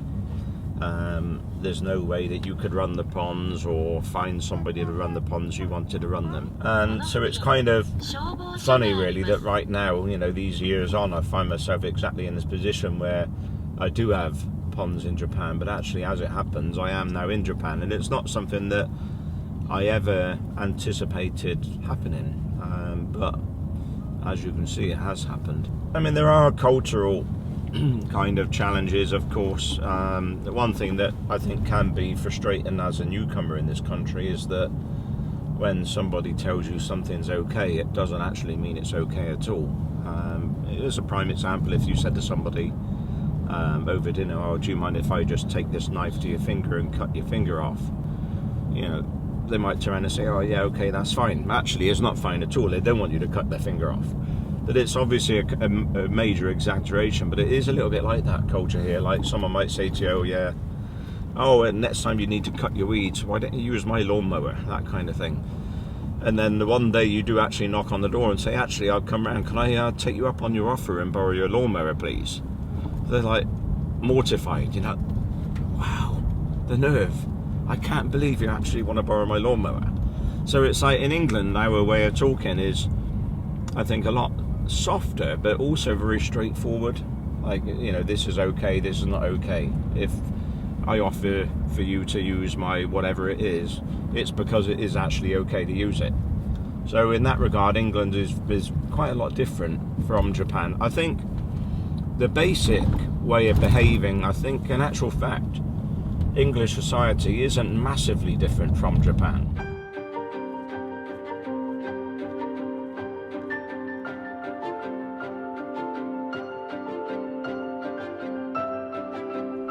We have arrived at Mike's mud pond. This is the pond where the fish swim during the spring, summer and autumn. Mike explains why he uses this mud pond. Well, and as you can see, the mud pond is quite a sizable one. It's about 5 or 6 meters deep, so it's also quite deep. Now, the advantage is really with it, this kind of size mud pond, this kind of water depth is good insofar as, to me, people might say, okay, the body shape's going to be good, it's more water pressure for the body. For me, that's not actually the main point. The main point with a pond of this size is that in summer in Japan, the temperatures do get really, really hot. And it's quite commonplace for temperatures to ride, let's say, above 30 degrees. And when that happens, the fish lose appetite. So whenever that does happen, you're losing feeding time, growing time with the fish. So with a pond of this size and this kind of water depth, 5-6 meters, the highest this rose through last year was about 26.5, 27 degrees. And it wasn't up around that high for very long.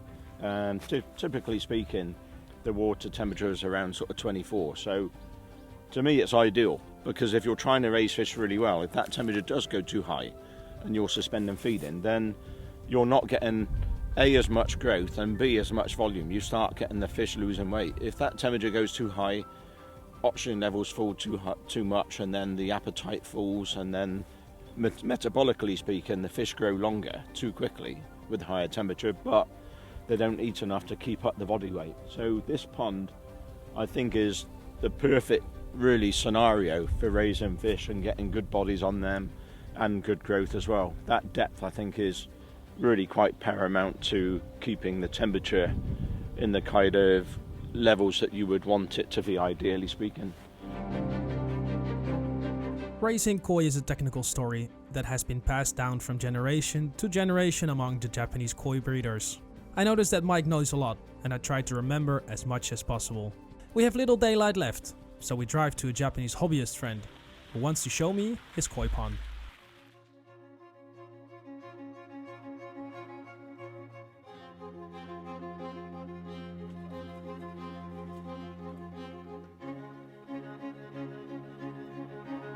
It is winter, not the most ideal time to visit an authentic Japanese garden and pond. I have visited many ponds and gardens all over the world, but never a Japanese koi pond. Mike introduced me to Muraoka-san, the owner of this beautiful koi pond and garden. Mike tells me that Muraoka-san also takes care of his growing pond we just visited. Today we are at the garden pond of Muraoka-san. Muraoka-san is basically the local community leader who is in charge of controlling our mud pond and which rice fields surrounding the mud pond actually get the water from that pond and how much they get. So he controls all of that, which means that everyone in this surrounding area gets enough water, but also our fish that are in the mud pond aren't at risk from water level, getting lower. So he takes care of everything. He's got this garden pond here. As you can see, it's got big rocks and things around there. And what he was saying a moment ago before you started filming is that in Hiroshima area, or generally speaking in Japan, people don't really have ponds so much like this, and certainly ones with big rocks and big trees like that around it are really quite rare. It's not really commonplace in Japan to have, such nice ornamental ponds like this. I am very impressed by the gigantic bonsai trees and the size of the stones. I noticed that there is a very peaceful atmosphere around this garden, and I imagine how beautiful it is here in spring and summer.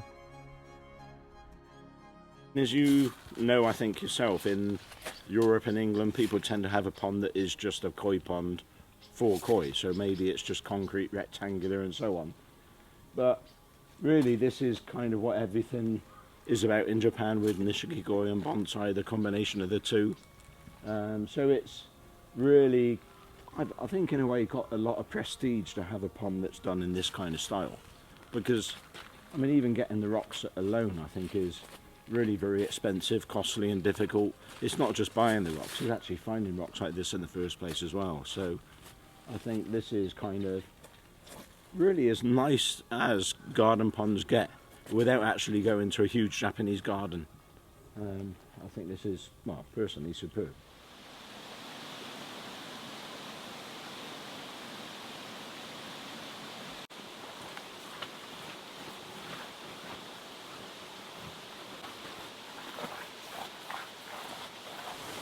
It's now getting on for 8 PM on Monday prior to the show, and what we're doing now is moving the fish that are going to the show to these canvas pools with a little salt in there as well. And basically the idea is that the fish can clear out any waste that's inside them, and we can net that out in the morning. And then the fish can also be lowered in temperature with the salt. And then what we'll do on the day of packing on Wednesday is pack into fresh water, no salt, and send the fish to the show from there. So this is basically so that we can let the temperature fall down a little bit, and the new water that's behind you as well in the tank, we can let that fall down at the same rate. And hopefully that preparation will be good enough to give the fish that little bit of extra nice condition for the show.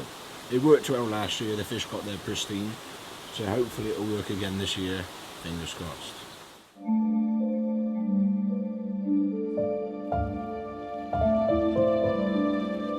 It's a long day. We're back at Mike's koi house. Tonight, the preparation starts for the upcoming show that will take place in Tokyo in a few days from now. I'm curious whether Mike is excited to travel to Tokyo with his valuable fish. There's nothing exciting about this. The concept of the show is exciting, being at the show is exciting. The preparation is just, is stressful, it makes me nervous. So, because everything's got to be just right, it's so easy to make some kind of mistake, damage the fish, or anything can happen. So, yeah, stressful. Mike works late into the evening. But it's time to go back to the hotel. Tomorrow promises to be a beautiful day.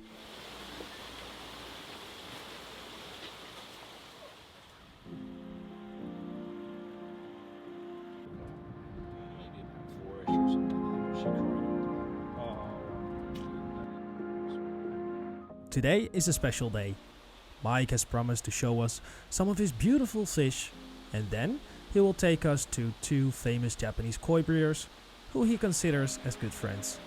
This koi for those people that maybe aren't so new to the hobby, or sorry, aren't so old to the hobby, is Sankei, or otherwise known as Taisho Sanshoku. Sanshoku meaning 3 colours. So you've got basically a kahaku in this case with smaller sumi markings. So sumi, yeah, basically is black. Sumi is also another word for like ink or squid ink. So if you look at squid, the black ink that they squirt out if you upset them, that is basically what sumi is. And that's really how you would identify it as being a Sankei. Whereas Showa, on the other hand, would be much more dominant in the sumi area, or the sumi element of the fish. So, as I say, this is Sankei. For me, I think this is a particularly nice example. This fish actually came here as Nisai, I think it was 54 or 55 centimetres in spring of last year. The fish is now Sansai, now measures 67 cm. This body structure I think is really, really nice on this fish. The fish isn't carrying any excess weight. The overall height structure of the fish is nice. The body line of the fish is really nice. The amount of body shape it's carrying for this age I think is pretty much ideal. Head shape as well I think is really nice. Colour quality on this fish is, I think, extremely good. Kiwa also is very nice. Sashi style is very nice. Sashi being the front edge of the pattern where the red scales basically underlie white skin. That area, the refinement's really good, and to me that area is actually very important because the sashi area really determines how refined the koi will be when the fish grows up, so it is really important. Sumi placement on this fish is beautiful.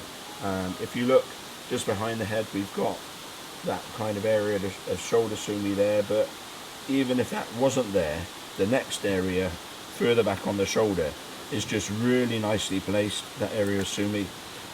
And all of the sumi through the fish is just really balanced, and I think just the right amount of sumi.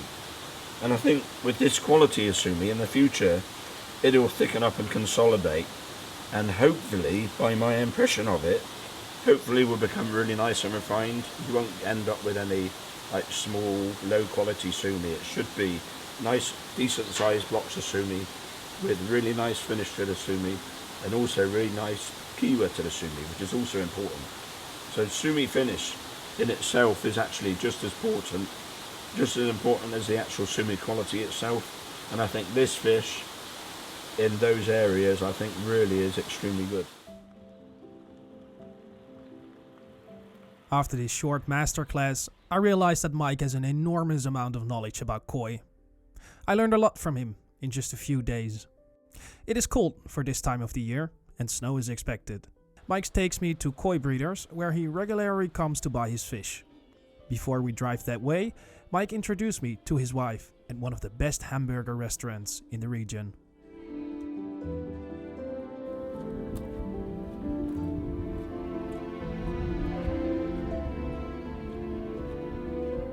So we've just had lunch in Sera after leaving Yumikoi, Japan. We are now heading out on one of my very frequent trips to Sakai Company, which is about 35-minute drive, so not very far. And they're reasonably close to Hiroshima Airport. So we're going to go there first and take a look around, see what they've got, and then after that we will, I guess we'll be there maybe 30 minutes, maybe an hour, but we'll head out after that to go and see Omosako, and which again is another usual visit for me. Actually, Sakai Company is literally en route, so if I was to drive to Omosako, I'm almost driving directly past Sakai Company anyway, so it makes good sense to go and see both in one trip, as it were.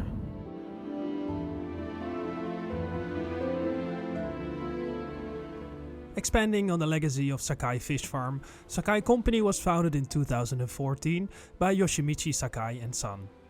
They are situated near to Hiroshima Airport. Using bloodlines from the Sakai Fish Farm, they are building on a sustainable future. Koi farming in Japan is a multi-million-dollar business and was number 28 in Japan export rankings last year. I note that Mike is received as a friend. I'm curious about the mutual relationship.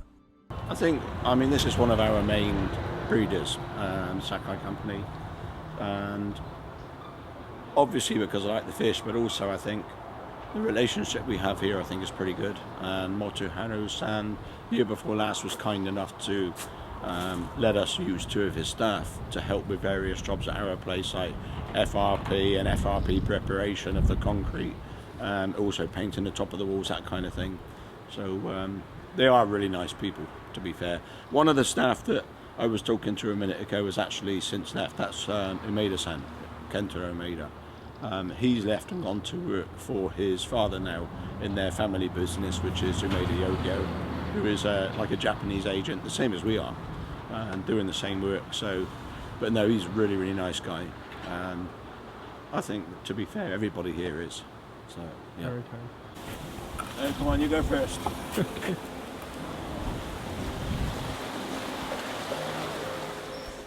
If you want to compete for the big prizes, like in a few days from today, you have to be skilled enough to pick the right fish that has the most potential to become a champion.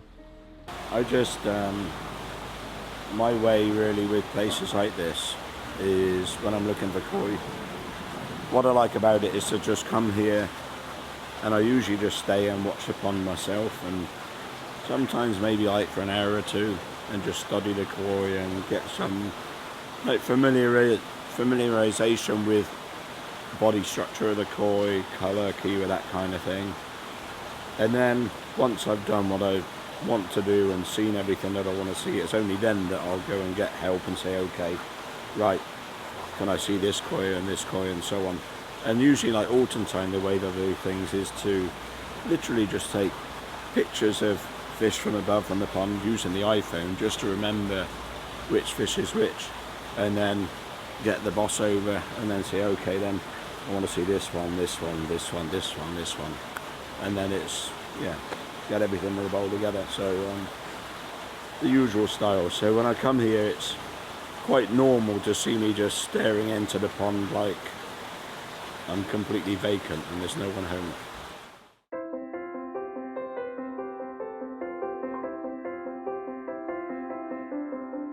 We're now just leaving Sakai Company.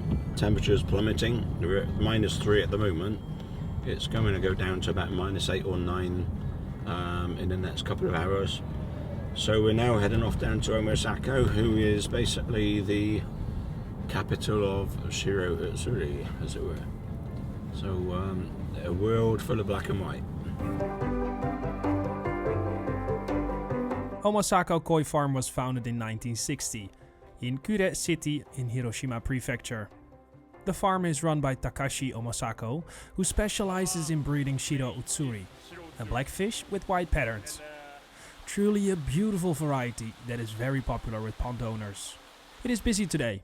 Just like Mike, the farm is preparing for the upcoming competition.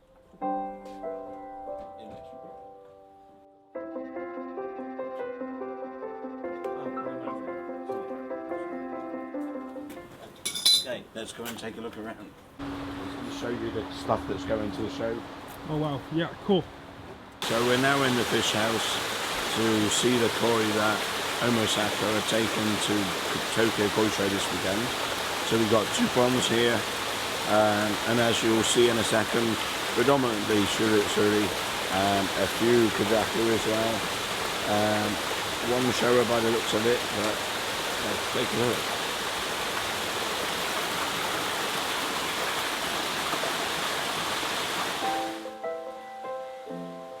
The fish are really beautiful.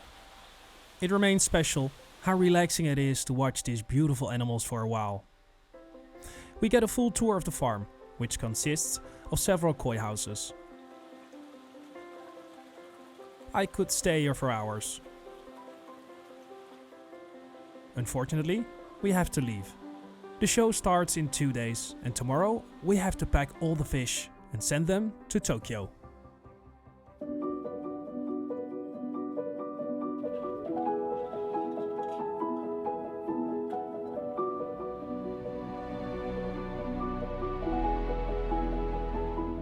I wake up in a snowy world, quite unique to Hiroshima. Tomorrow Mike and I leave for Tokyo for the World Championships.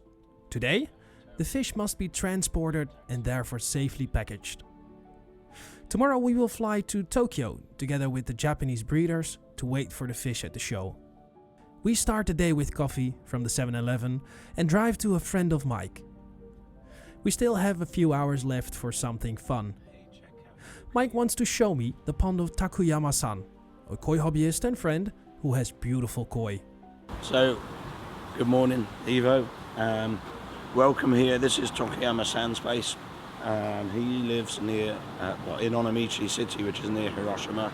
And I brought you here today, Ivo, so that you can have some inspiration for the pond that you are planning to build.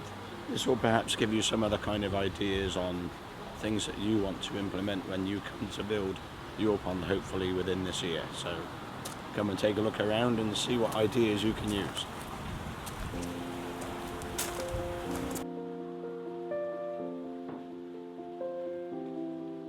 I am warmly welcomed. Even a chair is set up so I can watch the koi. After this trip I want to start building my own koi pond. Something I've been dreaming about for years. I want to gain inspiration and try to collect as much information as possible and take a look around. I'm curious how long Takuyama-san has been collecting koi and where he gets his koi from. About for 40 years. でも今何歳ぐらい？60ぐらい。63. So he's 63 years old, so yeah, been keeping koi since he was 23. In Niigata Prefecture, 大日ぐらいね。So mainly it's Takigawa koi that are in here. Yeah, some other koi farms fish also.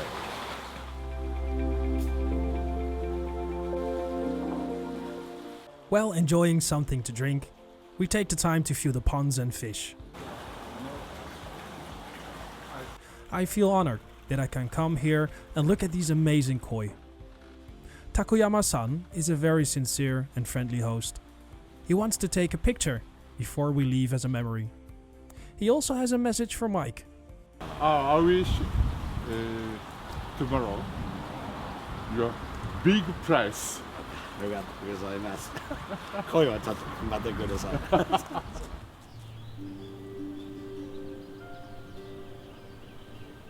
Today for me is one of stress and panic. So just final preparation. We need to obviously pack the koi and get those to Kodani parking area to meet the truck and load them up. But in addition to that, we need to think about all the smaller details like oxygen bottle, spare bags for the return journey, packing all of that, and all the other equipment like net for scooping out any waste that's in the pool at the show. So all of the finer details that are so easy to miss and forget. So for me, of course most of that's already done, but it doesn't stop me from panicking that maybe I've missed something anyway. So yeah, there's no second chances with this.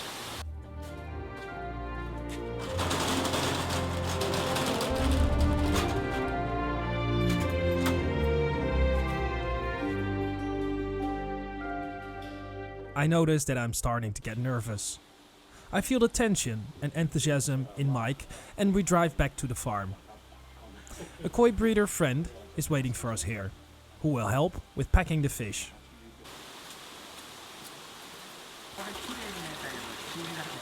Together they study the fish one more time before sending them to Tokyo.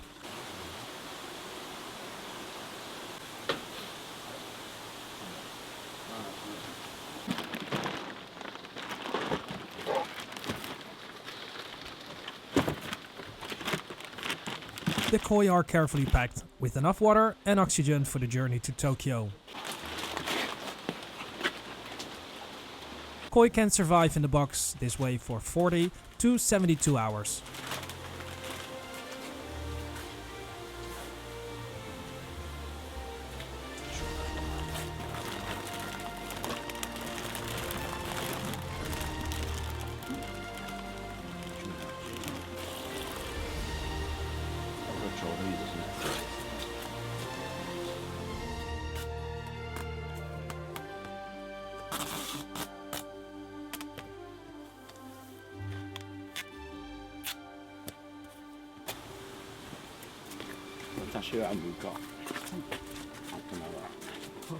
Hasai Takigawa and Mike work carefully to ship the fish as safely as possible. We have to hurry. The truck is already waiting for all the breeders in the region on a parking lot next to the highway.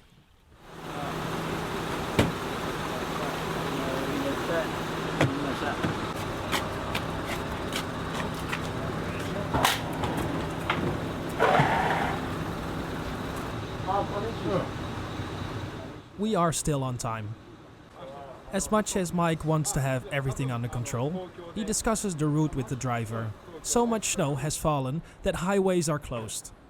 Luckily, they have an alternative route to Tokyo.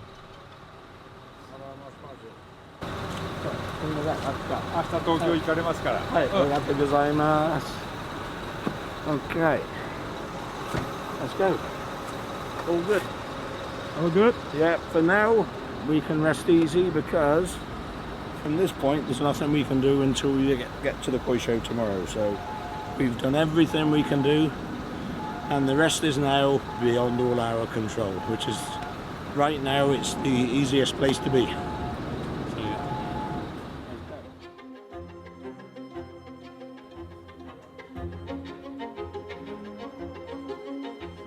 It's time to travel to where it all has to happen.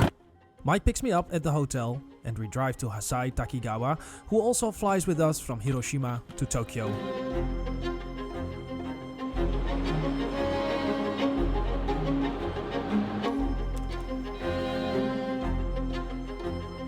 While we were sleeping, the fish arrived at the show venue, where they are waiting for us so we can help unload the fish and take them to the temporary show barrels.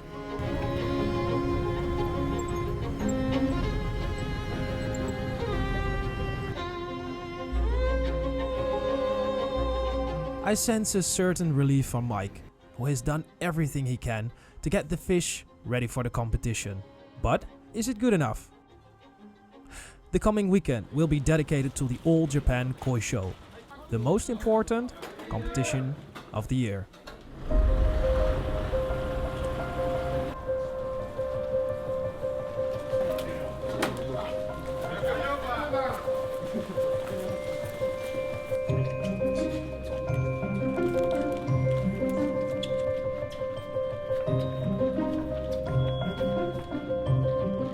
Like a military operation, all breeders from Japan unload their valuable koi from the trucks.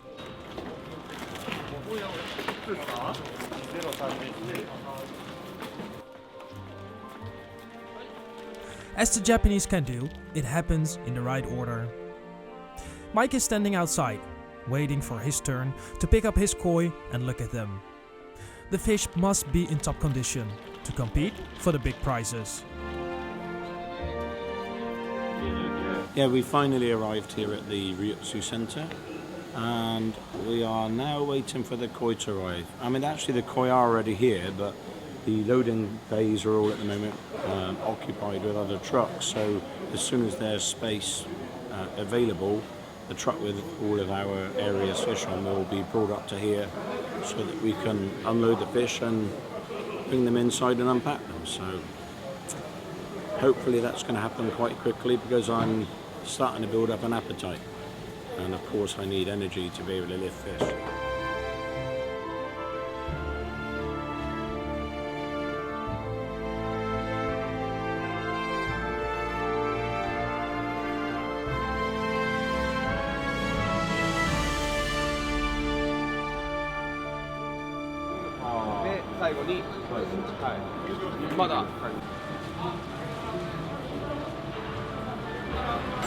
Come on, we need those fish. Yeah, so finally the truck's now on the loading bay, or unloading bay. So time to get everything off and get it all into the balls. I'd say that, that's it. Mike patiently waits his turn. The koi are transported along their length so that they are not damaged when braking or accelerating. Some breeders choose to build entire water tanks into their trucks.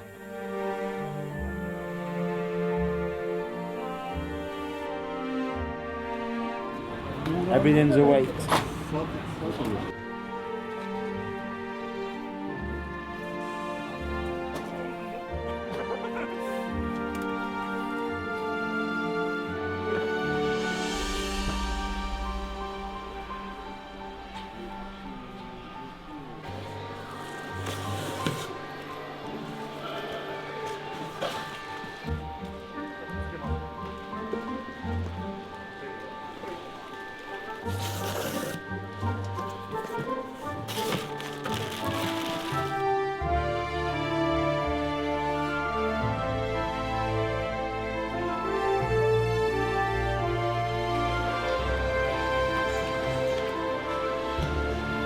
Everything looks okay. One fish, the water's a bit dirty. I don't know quite why. Maybe it's better, but I don't know.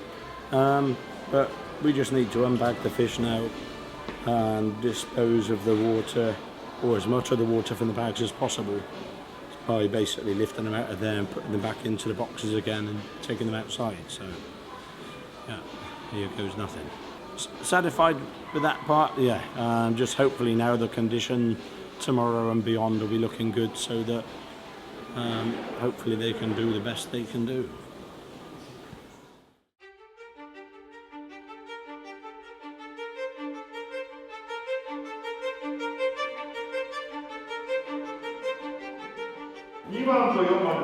The judging will take place today in the early morning and behind closed doors. This is the day Mike has been living for lately.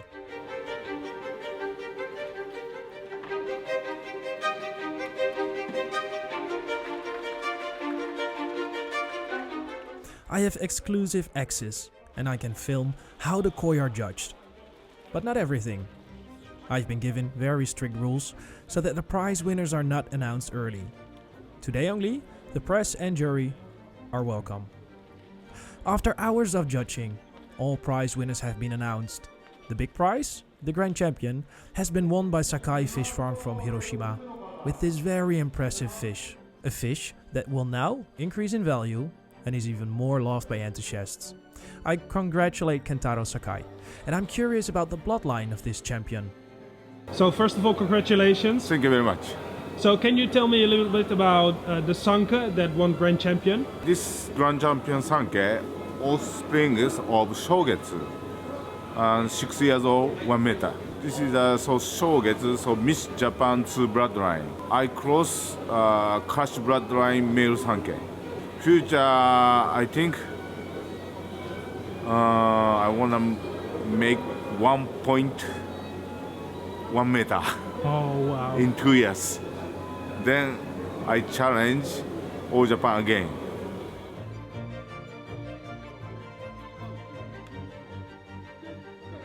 Mike is not yet at the show, and the award ceremony is about to start. I decide to call Mike, without telling him if he won any prize. So, good morning or good afternoon. So here now at the Ryutsu Centre, and I didn't come to the show yesterday because obviously it was closed for judging, and I didn't really see too much point in coming late in the day after the judging was finished. So here now today, and I think it's a pretty good result for us, for Yumeko Japan. I think, well, we've got 5 fish that obviously you know that you've already taken movies of that we brought to the show. The best result we've got is one Sanka here that's 80 cm in 80 boo class. That fish last year got a 3rd prize, and obviously the 3rd prize is a lot less significant because there are quite a number of 3rd prizes given out, whereas 2nd prize to me is massively more significant. So that I'm particularly happy with, really happy with that result, because I think that 80 boo class, particularly in any Go Sanke variety, I think is a really tough class, because in this case this fish is something that we've grown up, so as the fish gets older it's harder to keep the fish looking nice. So to me it's kind of like an endorsement or testament to the fact that we must surely have done something right. So that I'm really, really, really happy with. I'm happy with the other results too, but to get a second for me is actually quite a big deal personally, so I'm really pleased with that.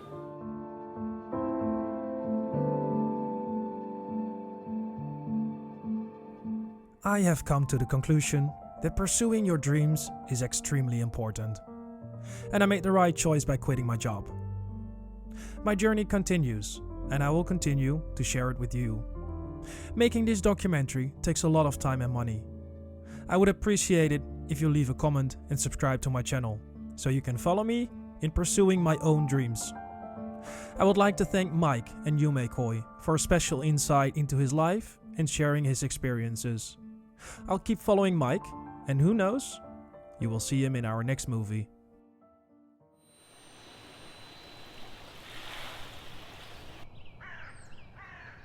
Imagine a mountainous place where the seasons' rhythm rule. A place where centuries of agriculture and fish have reshaped the way of living. In a Japanese mountain range in northern Japan, close to the west coast of Japan's Honshu Island, a dozen fish breeders are guardians of a unique old craftsmanship. The bright colors and beautiful balance of patterns hide an ingenious way of breeding a very special fish.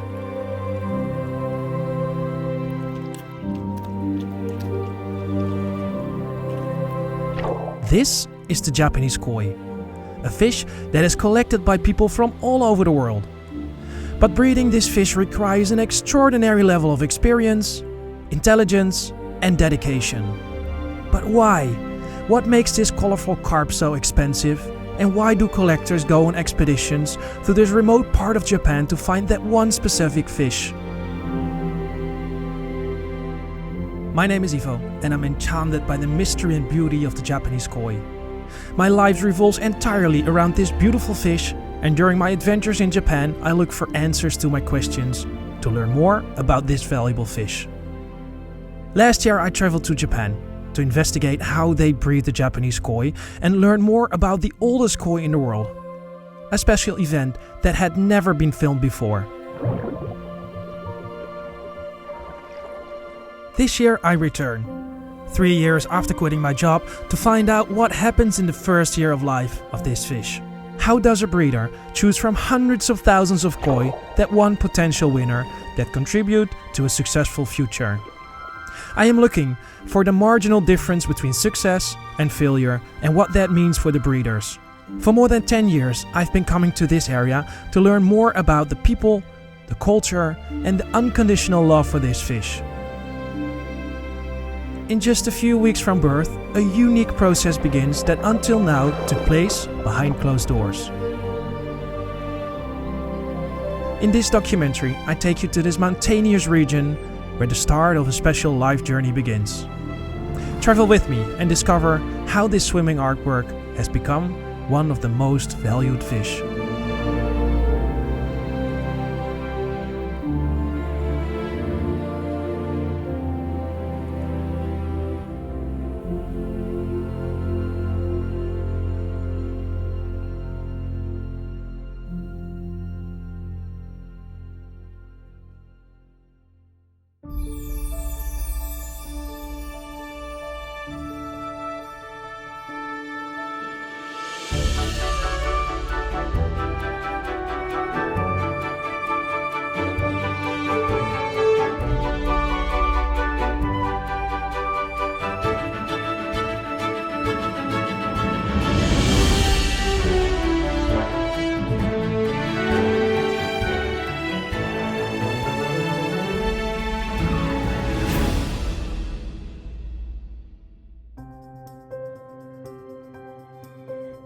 Even after 10 years of traveling to Japan, it is quite an experience. My journey starts in the Netherlands. From here, it's about 22 hours of travel before I reach my first destination. The journey consists of a 14-hour flight and 2 shorter train journeys, one of which uses the Japanese bullet train that can reach speeds of up to 200 miles per hour. I am obsessed with the Japanese engineering and precision of the subway and train system. More than 6 million people uses these trains every single day. Traveling to Japan makes me forget my daily worries and stress. Everything is so structured and safe that I feel like I'm on another world.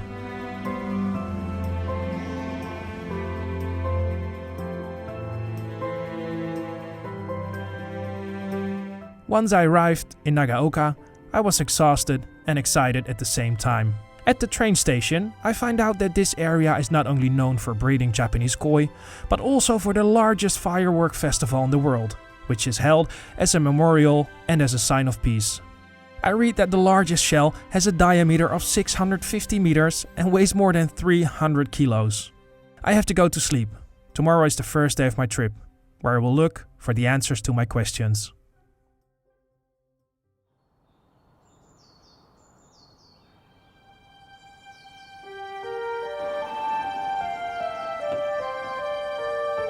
It's day 1 of my journey. Even after all these years, I didn't sleep much last night and I'm eager to get started.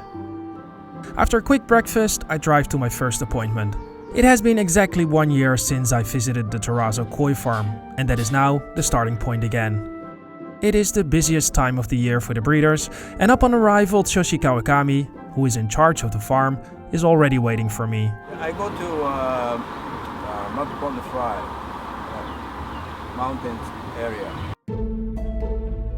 We are on our way to the outdoor ponds, where the fish, which are only a few weeks old, are currently being raised.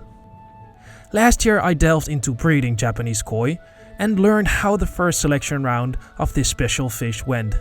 I came to the conclusion that breeding koi is a very special process in which the breeder's right to exist depends on the results. Today the Kawakami family takes me to their promising ponds. This is where the future of the farm lies.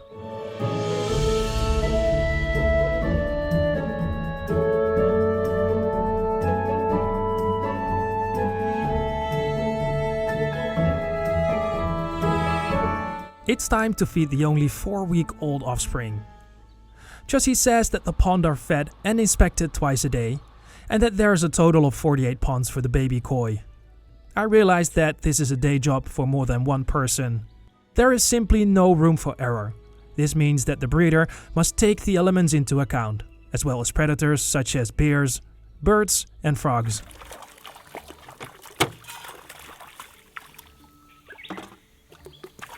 Yeah, already one escape. Catch and Release. yeah, because of frog breeding also too many, frog babies. The Tarazo koi farm is over 100 years old and is a family business. They have specialized in different varieties, but especially in kohaku. Kohaku is a white koi with red patterns. Its graceful simplicity has made the kohaku, which means amber in Japanese, the best known, most popular and most appreciated koi variety. We travel on to the next ponds, where Josie, his daughter, her husband, and the staff are busy placing nets and feeding the koi. I ask the breeder as much as possible between work. In a few days from now, something important will happen. Selecting the best koi from these ponds, and if I'm lucky, I can be present during this selection process.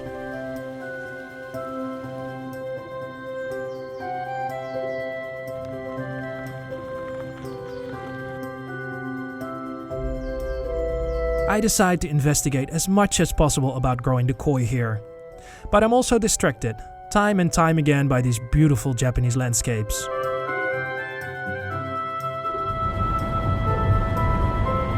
I decide to move on and temporarily leave the Tarazo koi farm.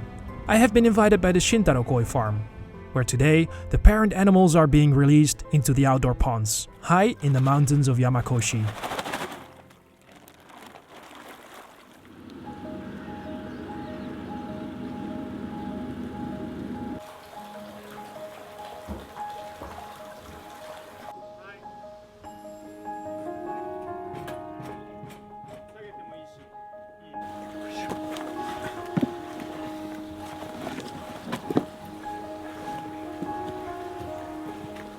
The Shintaro koi farm is run by Masaru Saito and his 2 sons.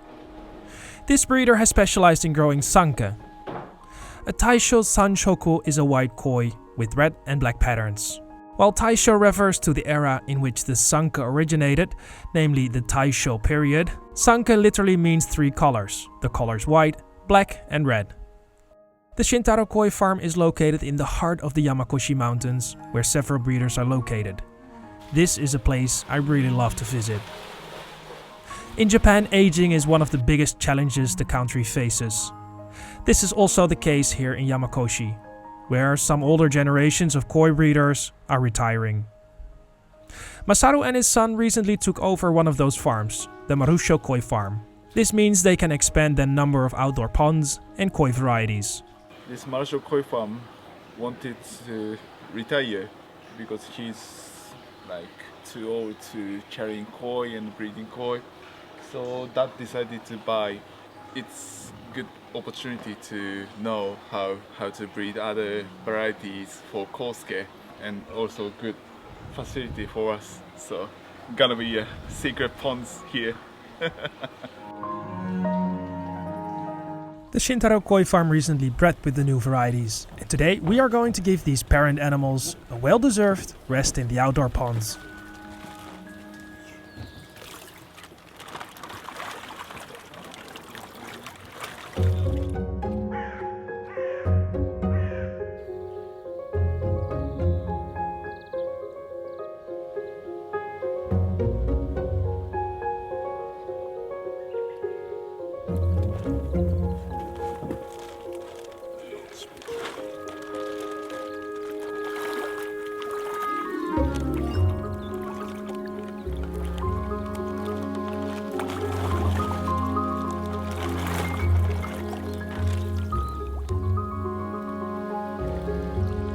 One by one, the fish are released into the water by Kosuke, the youngest son.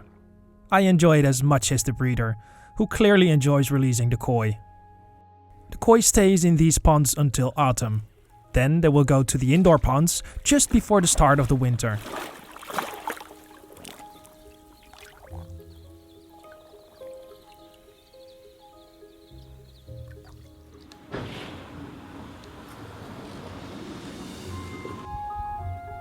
I decide to drive back to my hotel on time.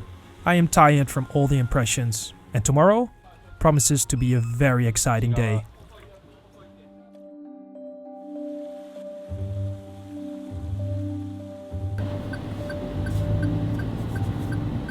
It's the next morning. I start today where I ended yesterday, at the Shintaro Koi farm. Just before going to sleep, I received a message asking if I would like to help feed the koi in the early morning. Of course I couldn't say no to that, even though there was something unique on the program today. More about this later, but first it's time to feed the hungry fish.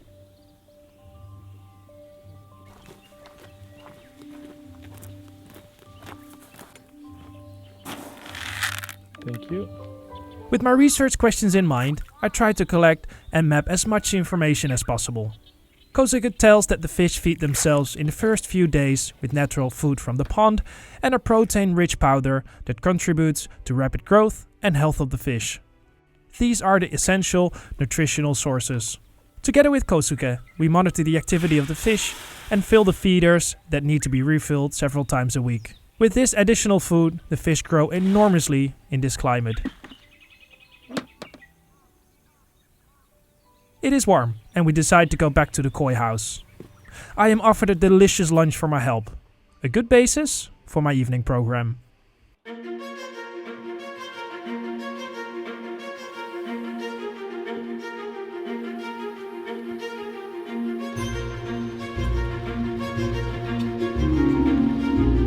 In the utmost secrecy and after months of preparation, something is taking place tonight that has never happened before in the history of koi.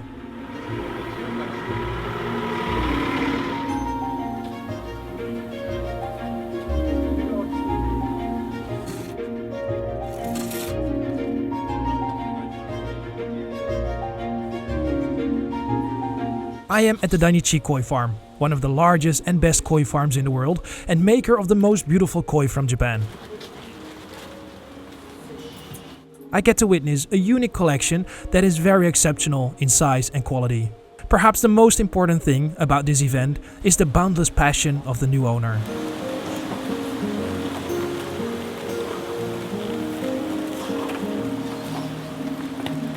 Tonight, one of the world's largest private collection will be flown by private plane from Japan to South Africa. A military operation that involved months of preparations so that the almost 200 fish arrive safe and healthy at the new owner.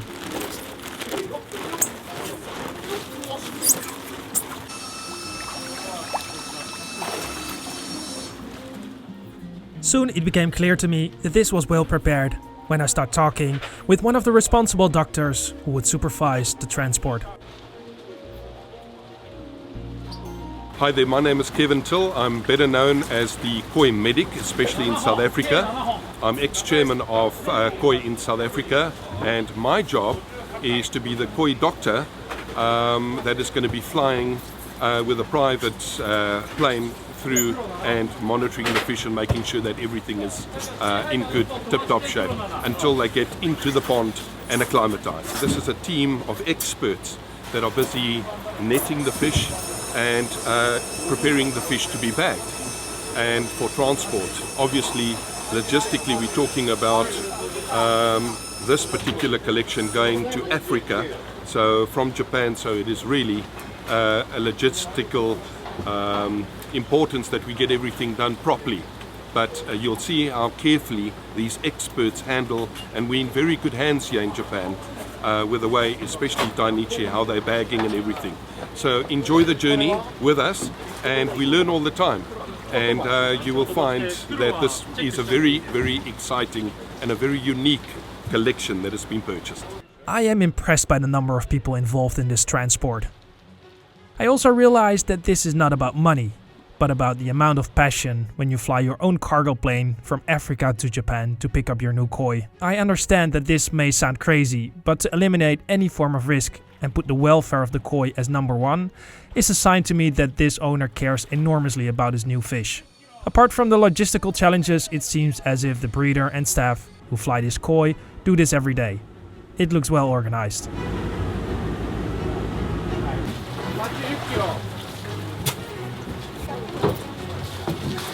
The koi these days are being chipped, so the breeder knows exactly which fish belongs to which owner.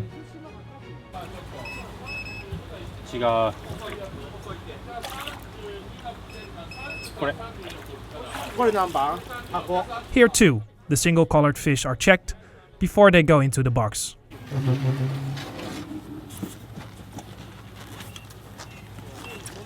It is now deep into the night, and the first fish are being loaded into the trucks. These koi still have a long journey ahead of them. I decide to go to my hotel and get ready for a new day.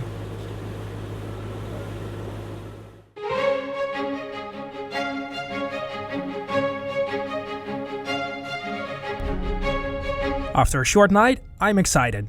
Today is the day that I can attend the selection process. I was told to get to the farm early so we can harvest the fish from the mud pond and then start with the selection. I hope to learn a lot today and find out how and why a breeder selects a certain fish. But before I drive to the farm, I stop at a small local koi shop. I am looking for a tool that breeders use in this process.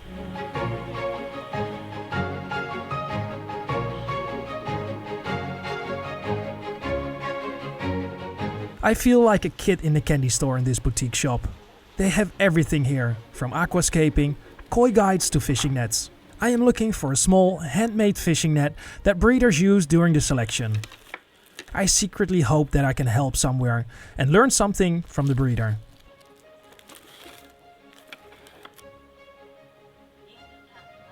I found what I was looking for, and the friendly store employee helps with the checkout.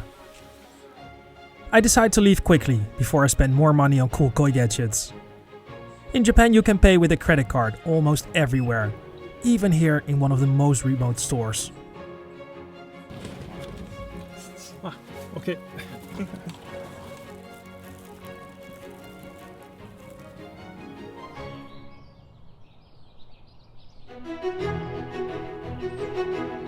I report myself at the mud ponds, where Homare and his staff are busy with the preparations.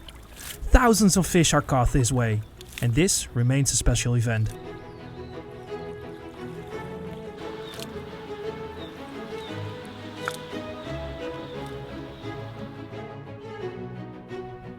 The fishing net is pulled in centimeter by centimeter. It is very important that every fish is in the net. The harder and faster you pull, the greater the chance that the koi will escape from under the fishing net, according to Homara.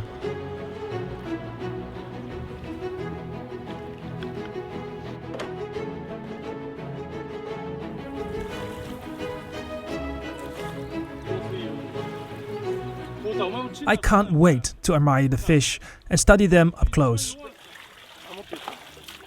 I'm also very curious about what the breeder pays attention to in this phase of life and why he thinks his choice can yield a lot of potential.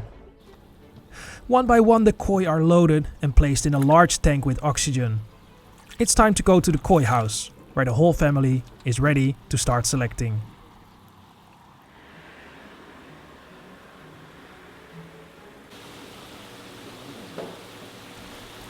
The fish are carefully unloaded and moved to a large pond.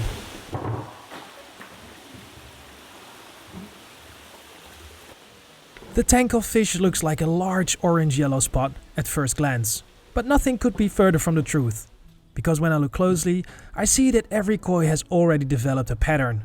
Some are wonderfully balanced. After all koi have been transferred and the final preparations have been made, it's Choshi who starts with the selection.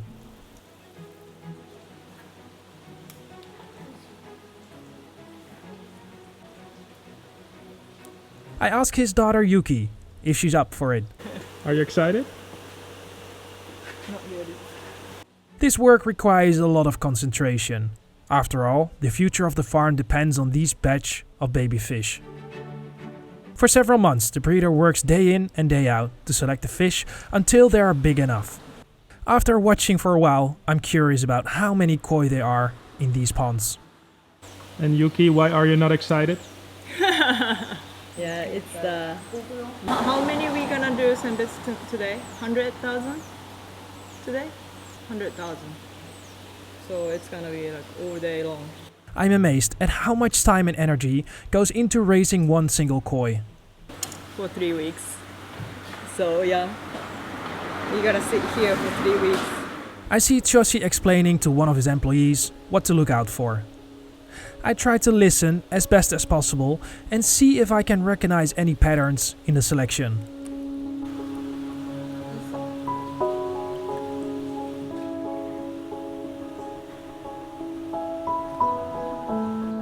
The selection process is called senbetsu in Japanese.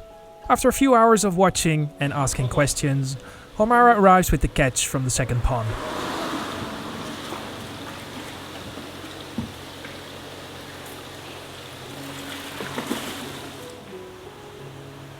I am told that of the approximately 100,000 koi, only 10% move on to the next round. That is 1 in 10 koi after one round. This means that the selection is very strict. But why? Yuki explains to me that in this phase, a number of important aspects are taken into account. One is the koi health. Second, if the koi is straight. And 3, what pattern does the koi have? The fish that do not meet the criteria are sold domestically to hobbyists and hobbyist dealers, who hope that the breeder has overlooked a few of his pearls.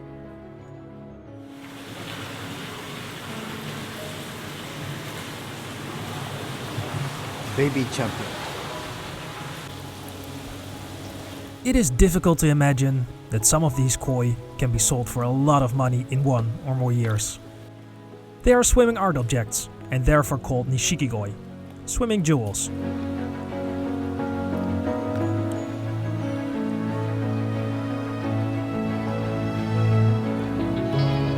I get asked what I was secretly hoping for from the breeder. Josie asked if I want to try it and help with the selection.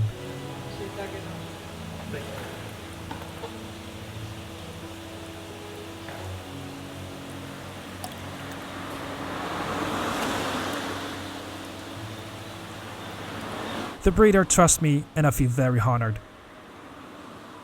Despite the many years of relationship with the Tarazo Koi farm, breeders in general do not like to outsource their work. The fact that I can be present and help is very special to me.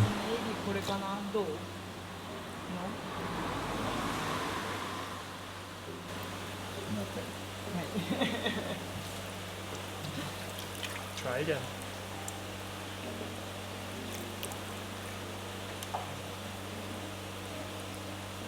I sit down and decide to look as closely as possible to see if the fish is healthy and to look at the patterns on the back or head. And believe me, I soon found out that is quite difficult.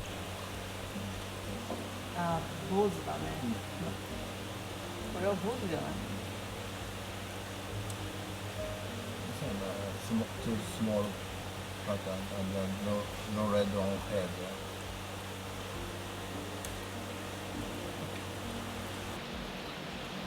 After half an hour and under the watchful eye of Tsuyoshi, I let Yuki do her work again. I don't want to hold them up.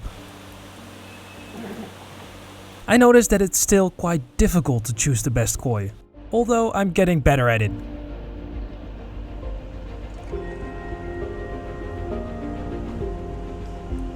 And fortunately, I also found some few potential winners. I decide to support the Terrazzo family with capturing some of the koi fish. How many? In total? 6,200. 6,000. 6,200. After hours of concentrated selection, the remaining koi must be returned to the outdoor ponds.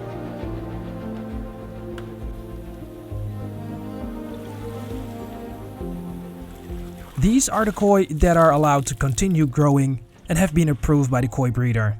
I drive back to the mud ponds with one of the staff, where we release the koi back into these ponds.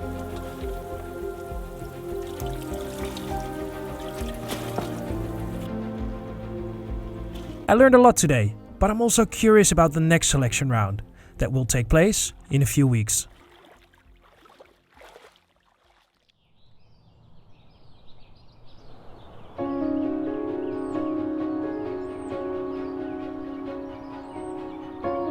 It's the next day. I'm up early. I have another appointment in the north of Japan before I leave for Hiroshima, where I will visit the largest koi farm in the world. How are you? For now, I'm reporting to a breeder I haven't been before.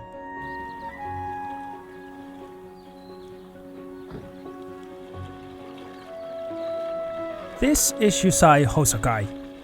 He is a Sakai fish farm graduate and took over the farm from his father in 2022.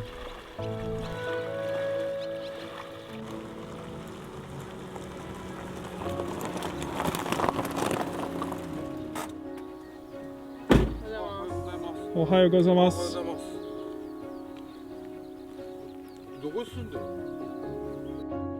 This farm is known for breeding Gosanka, Hikari Mojo, Asagi, Shushui, Goshiki, and Goromo.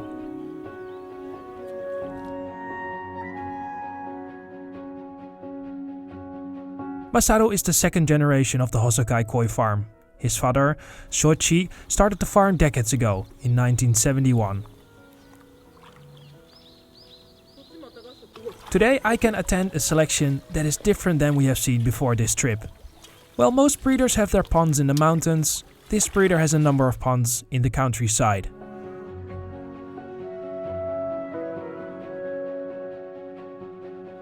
I noticed that the ponds are deeper, and there's also a lot of frogs in and around the ponds. I wonder if this is a good or bad sign for the koi.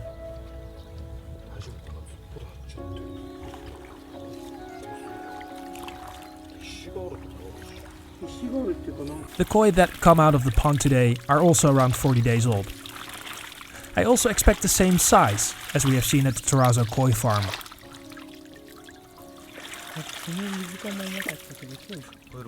But that turns out to be different when I see the first fish in the net.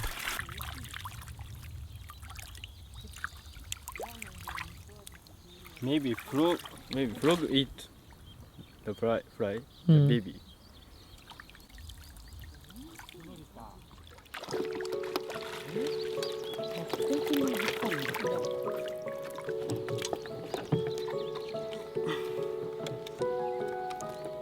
The koi are almost twice as big as I expected.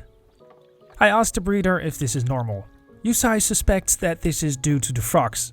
that might have eaten the baby fish, but he doesn't know for sure. 感じがなんていうの I feel good そうミニタンチョウ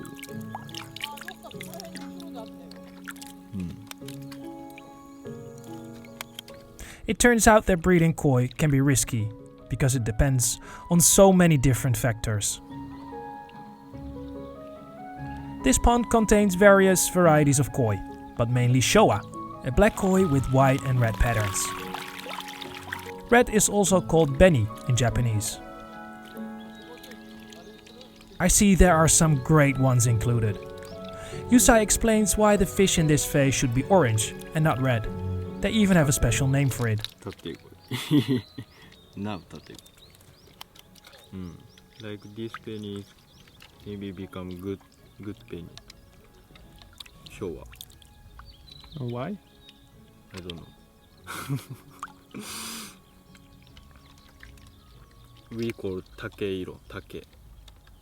Takehiro. Takeiro. Takeiro. Take color. Takakara. Take. Take ってなんていうの Ah, bamboo. Bamboo color. Ah, bamboo color, yes. Yeah, we call. After a lightning visit and a nice morning, I have to move on. But not before I take a look at the ponds of a breeder who regularly receives an unwanted guest. And this is how he protects his offspring.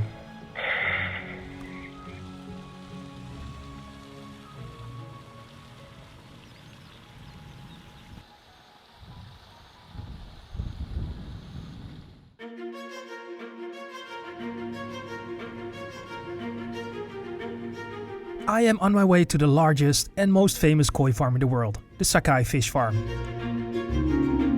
It is an hour flight from Tokyo, and while I admire the gigantic city of Tokyo from my window, I wonder what breeding and growing up will be when you are the largest farm in the world. From the airport in Hiroshima, it's about half an hour drive to the farm.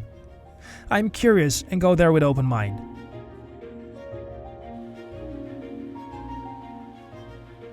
Upon arrival, I'm amazed at the gigantic size of this farm that cannot even be captured in one shot.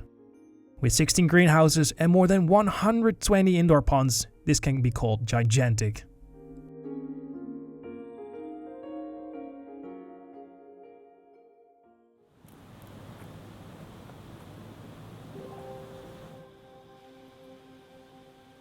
I have to wait another hour for Kotaro, who is responsible for the champion pond, where millions of dollars in koi swim.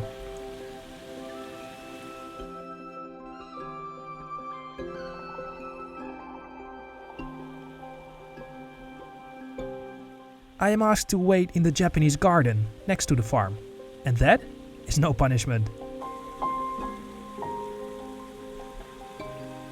The Sakai Fish Farm is the largest koi farm in the world and has one of the most world titles to its name. In 2018, their best fish, named as Legend, was sold for $1.8 million. Since then, every collector wants to own a fish from the Sakai Fish Farm. My name is Kotaro Sakai from Sakai Fish Farm, and we are actually our garden pond. This is a very traditional Japanese style.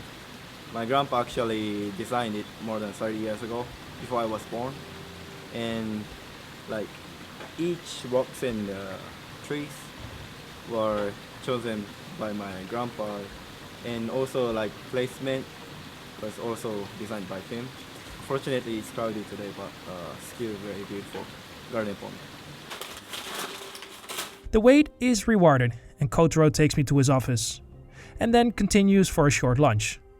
It promised to be a busy and educational afternoon, and he has a surprise for me. Something he normally never does. Kotaro takes me to his champion house. This is where he takes care of the koi. Here swim their most beautiful and best koi. I wouldn't even dare to guess how much value these fish have together.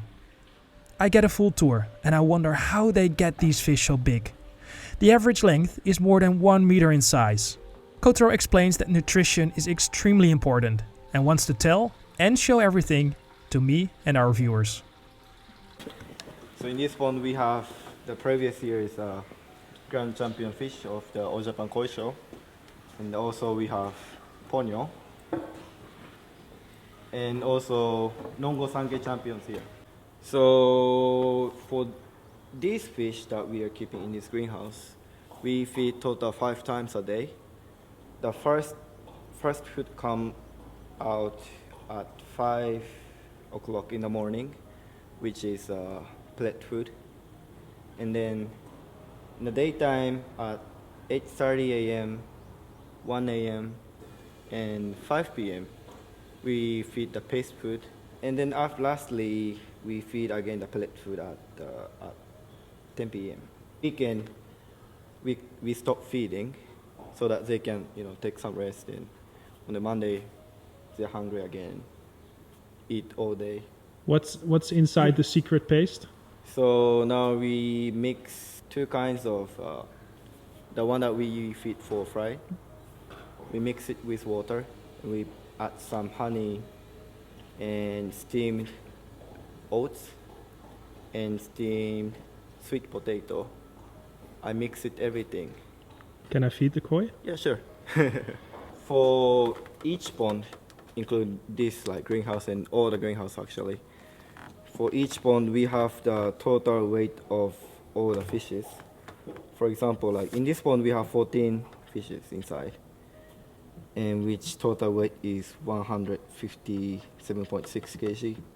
At the moment, we are feeding 0.45% against the total body weight of these fish.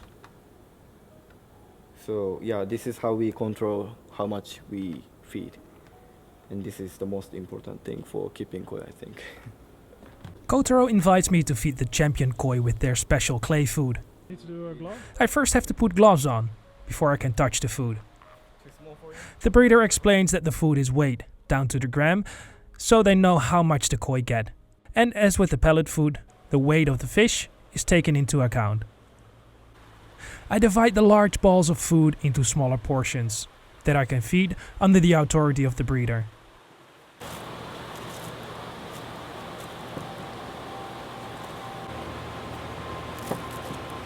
The koi dive for the food as if they haven't eaten for days.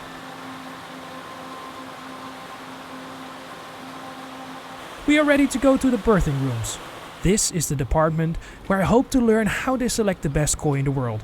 So it's time for small fishes now. Kotaro takes me by car to another koi house. And it soon becomes clear that they do everything differently here.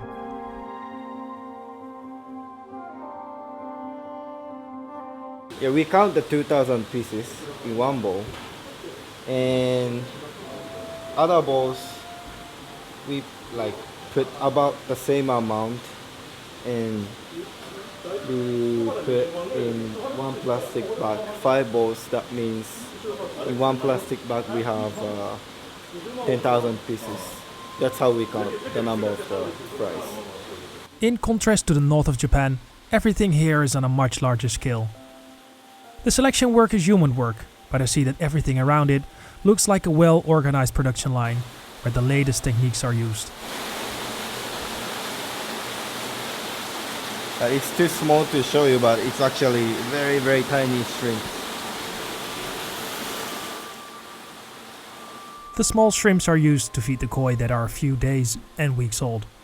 I noticed that everything is done very professionally, and breeder knows exactly how many fish there are per pond. Kotaro takes me to the selection rooms, where he explains what to look for when selecting young koi.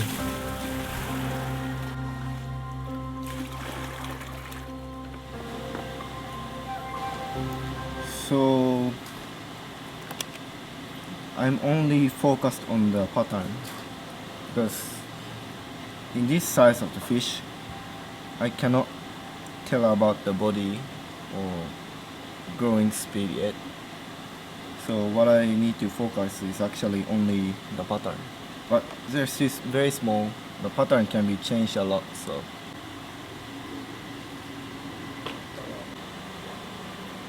So I've been coloring for like 10 minutes, and I couldn't really find like super patterned fish. But this is like average pattern of the fishes that we can get. So it's actually super rare to find a fish that can be even more than like 100,000 yen. It's very rare. It's not like we can pick up and it's not gonna be like that. So it's actually a very tough job. 1 in a million. Absolutely. I think fish that could be up 100,000 yen, maybe 10,000 pieces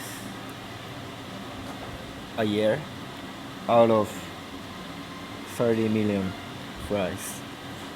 Like even these fish, they're still looking okay at the moment, but in the second culling, of course the color could be disappeared or the belly can be like connected, and like this fish cannot be like, you know, the belly on the head cannot be shallower than this.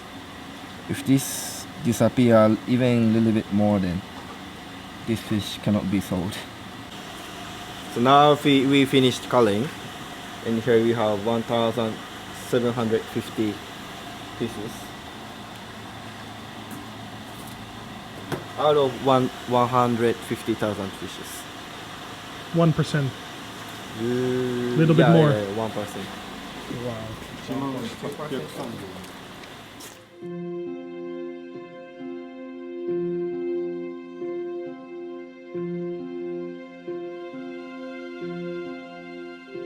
I have learned a lot in the past few weeks in Japan about breeding and raising koi. From small to large, every breeder faces challenges and risks that can threaten their existence.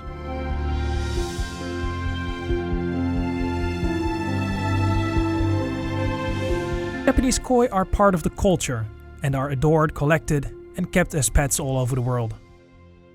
It is no wonder that the Japanese koi can be so expensive. They are unique works of art that sometimes require up to 5 years of care from the breeder before they can be sold.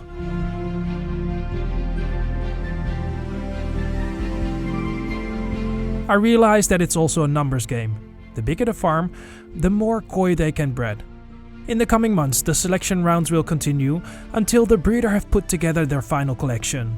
Rain or sunshine, these breeders work from early in the morning until late at night to continue their pride.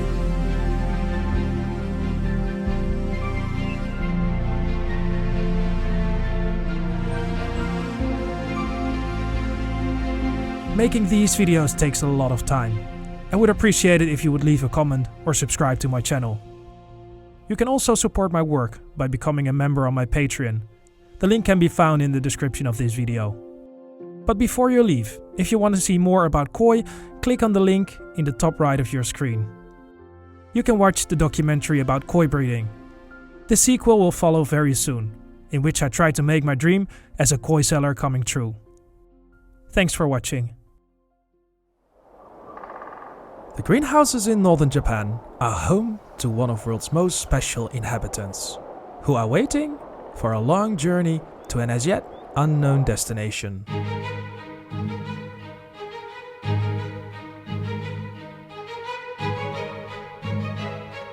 And for some, that journey is about to begin.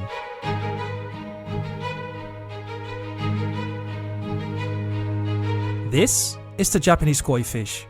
A living work of art chosen by its owners for its beautiful colors, size and patterns. But why?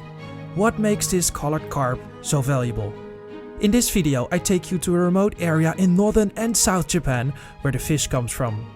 We dive into a world where competition, money and culture play a major role in the hunt for the best and most beautiful Japanese koi fish.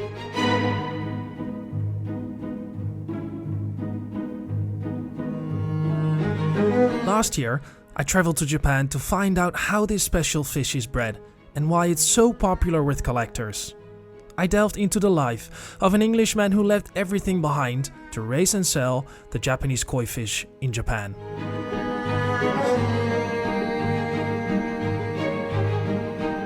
This year I return, more than 2 years after quitting my job, to earn a living in the world of the Japanese koi.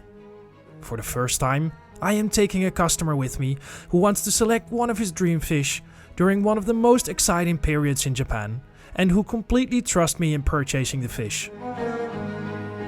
My name is Ivo, and I'm 34 years old. Ever since I was a little child, I've been interested in fish. I've been coming to Japan since 2014, and now that I've given up everything for the Japanese koi, I record my life and adventures in these documentaries. During this journey, I hope that one of my dreams will come true. A dream that will make my future a lot more secure in the tough world of the Japanese koi fish.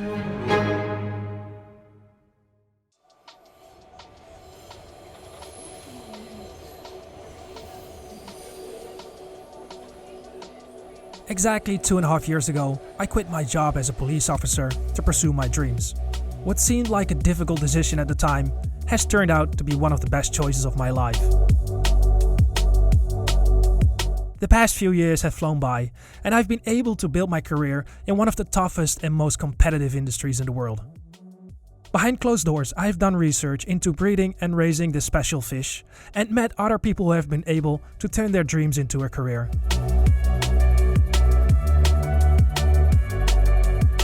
One of those people is Carl.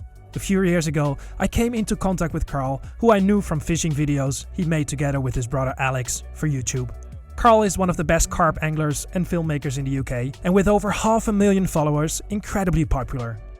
About 2 years ago, he built his own koi pond, and from that moment on, his journey in one of the most beautiful hobbies in the world began. My own journey started 2.5 years ago. One of the dreams I pursue is to sell this mysterious, valuable and world-admired fish. When Carl asked if he could come with me to Japan to search for his dream koi, I knew I'd find my first customer. But whether that will be as easy as I thought it would be, soon turned out to be quite a challenge. The start of this trip is Tokyo. With almost 38 million people living in Tokyo region, it is one of the most densely populated areas on Earth. That is almost 40 times the size of Amsterdam.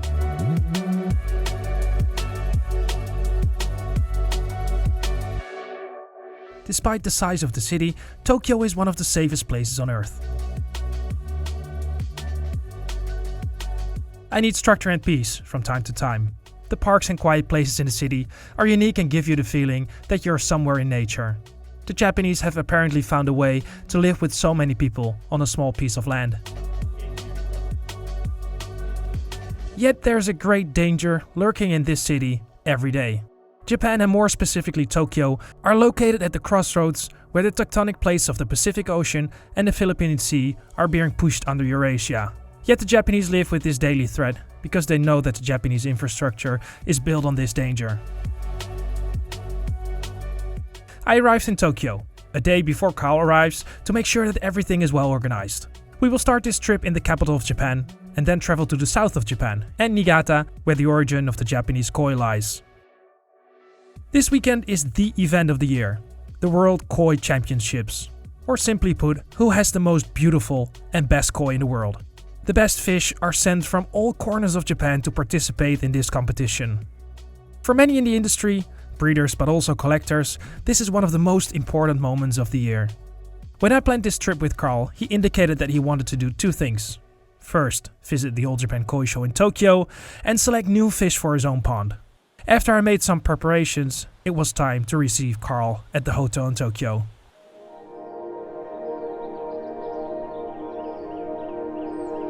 It is my first day together with Carl, and also my first day that I take a client to Japan. Before the trip, I asked Carl what he would like to do and see.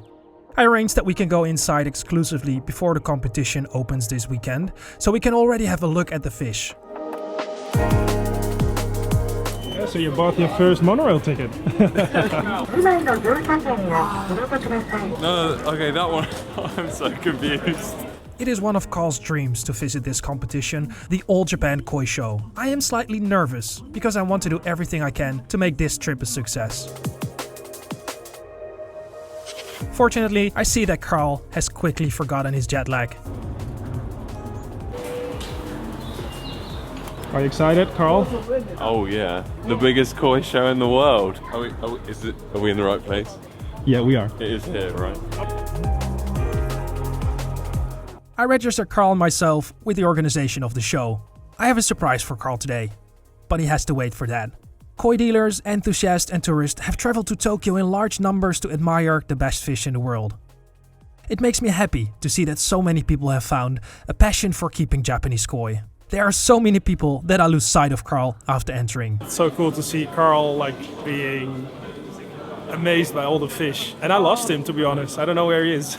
He dropped his bag and he's gone, but I mean, that's cool. I need to be honest with you, it's very busy. I've never seen it this busy at the Old Japan Koi Show. So from a promotional side, I think that's pretty good. But it doesn't take long before I find Carl, and from the look on his face, he is enjoying himself.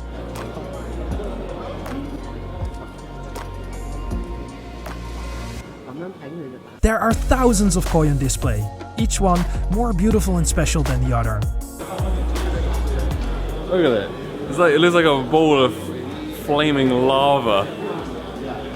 I love it. It is. That's seriously big. Like, come on.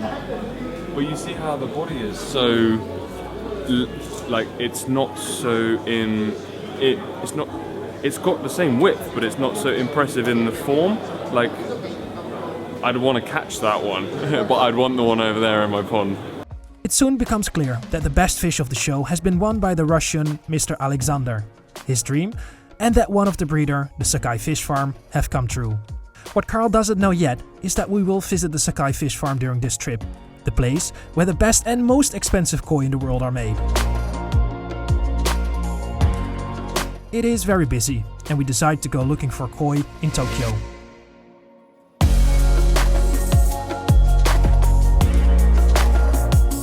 So this is the first part of always figuring out how to get to my next destination. Well, in this case, our destination.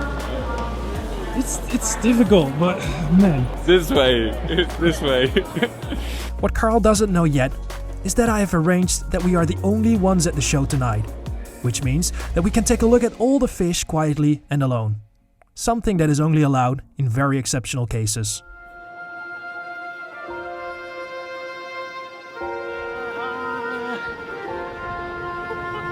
We have arrived at an ancient Buddhist temple in Asakusa. It is Tokyo's oldest established temple and one of its most significant. I know there is also a large koi pond here that I would like to show to Carl. It's actually nice to do some sightseeing. Normally I don't do it myself, so I'm happy Carl is joining me and doing some nice things. It is incredibly busy, even though it's off-season. I'm holding on to the idea that we are completely alone and in peace at the koi show tonight. I got too much of the good vibes. I'm a bit scared. I don't know what's going on out there. Imagine all the money that is put in here. How many koi could you buy from that? We might found one or two koi ponds. I am blessed. Ooh, look at that. Yeah, if you could have this in England. I honestly think the crime rate in England would drop if they made more beautiful gardens like this for people to relax in. You know? What if they steal these expensive koi? That would happen if you put them in England. You put this in London, those fish aren't lasting 10 minutes. The parks in Tokyo are a breath of fresh air. You almost forget that you are in a city with millions of people.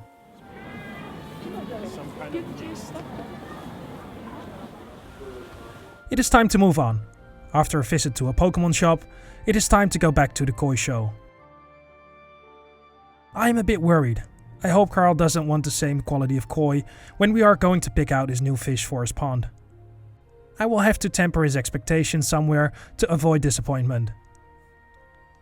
It is quiet at the koi show, and we are the only ones who are allowed to be there. I see that Carl takes his time to study all the fish. Despite his jet lag, he is impressed by the show. Despite my jet lag and severe tiredness, today was just brilliant. I wasn't really ready for the show to be quite as big as it was, like just the number of fish. I thought maybe there would be 20 bowls, instead there's literally like 1,000 fish here. And the best thing about today is I've got to see a few new varieties, and maybe I've fallen in love with some new types of fish that we might look for elsewhere on this trip. It is time to go. We quickly eat something at the hotel. Tomorrow we leave for the south of Japan to visit world's largest koi farm.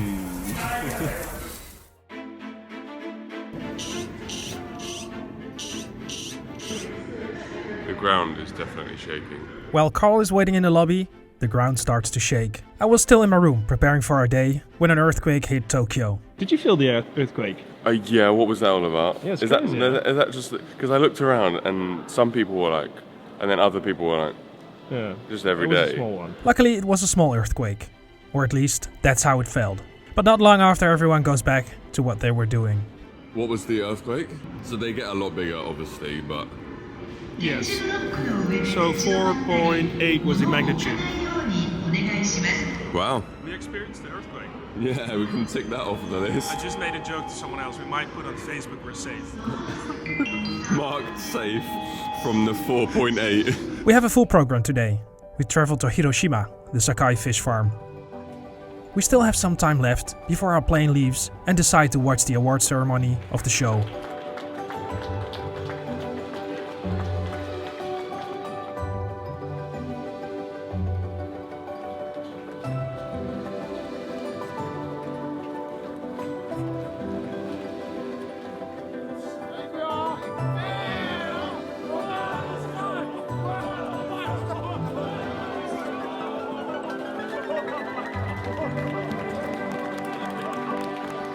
So how do you feel? Your first All Japan Koi show. I got mixed feelings about attending this show because I have been so impressed by the fish, and I've started to see the difference between the really valuable ones and the quite valuable ones. And when you start to see those subtle differences, then your spending habits might start to go up. I'm worried now. When we go out and look for fish, I'm going to be inevitably probably choosing ones that are way out of my budget. But yeah, it's been a good event. I've loved it, every minute of it. Carl tells me what I was afraid of. I will have to find a way to temper his expectation and prepare him for the trip to Niigata in a few days. However, I do have an idea for this. Today should be a good day. I'm visiting for the first time Sakai Fish Farm. Now, Ivo has told me a lot about this farm and how prestigious it is, how special it is. It's the biggest, it's renowned as the best koi farm in the world, I guess. So yeah, we're gonna fly there, hopefully see some amazing fish, and I'm looking forward to it. We fly from Haneda Airport to Hiroshima. A short flight of 1 hour. I love planes, and it seems like the Japanese have found a way to make flying even more fun. But not only on the ground, also from the air, where I have a beautiful view of Mount Fuji.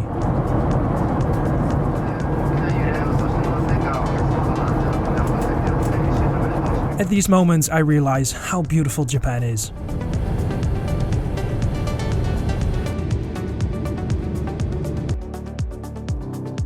We're traveling not alone. Taka and Chris from Oase join our trip. After a short flight and a good lunch, it's about a 30-minute drive to the Sakai fish farm.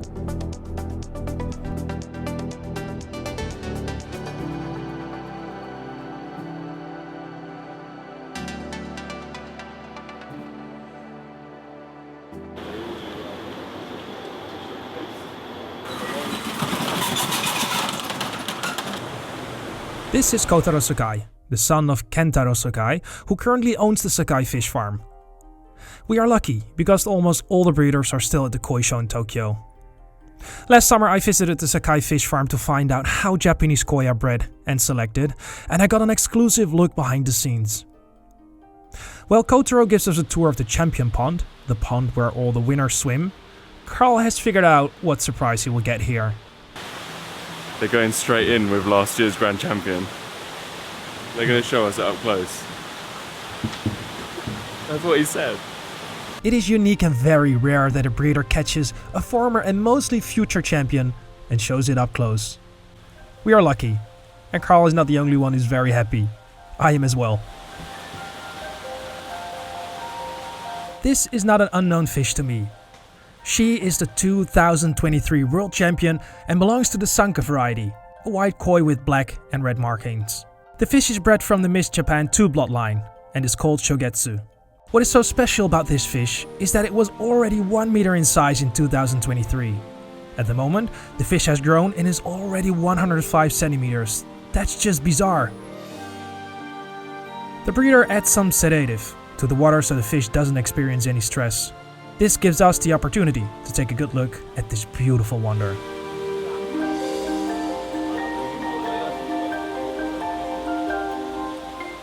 I have a moment of realization that in front of me is a fish that probably costs more than $1 million. But I'm not surprised. Certainly not after my research last year in Japan, why the fish can sometimes be so expensive.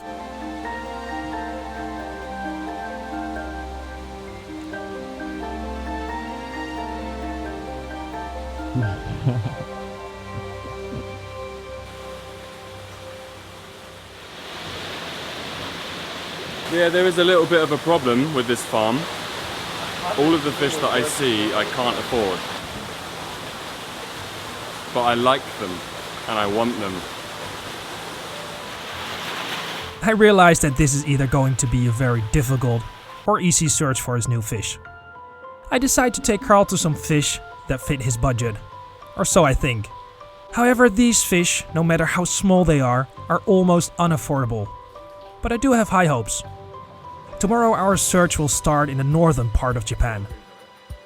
I am surprised that the fish do not jump out of these small tanks. The fish patiently wait for their moment to be photographed. These fish will be sold via the online auction of the Sakai Fish Farm. Now I just want the best fish in my pond. The very best. It's an incredible operation here. I think this is a very slick business that is run very efficiently and properly, you know? Whereas maybe some of the breeders I've seen in the past have been a bit more man does it as his hobby in his garden. This is not a hobby. Like, this is an empire. It is time to leave this magical place. We have a tight travel schedule and have to get back to the airport. As we're about to leave, I realize that our flight is earlier than expected. If we miss this flight, we will not have enough time to choose his new fish. Literally, him so much. How many minutes? Double check. Carl! He runs as fast as he drives. Welcome to Japan.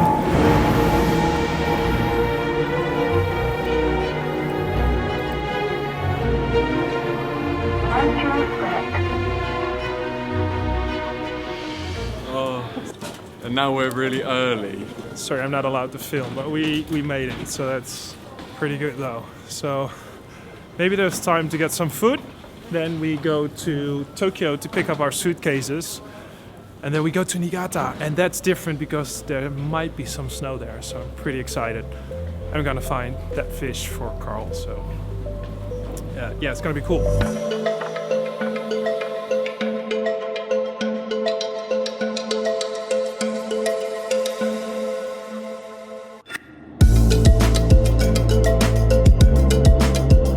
It was a busy day and we still have a lot of traveling to do.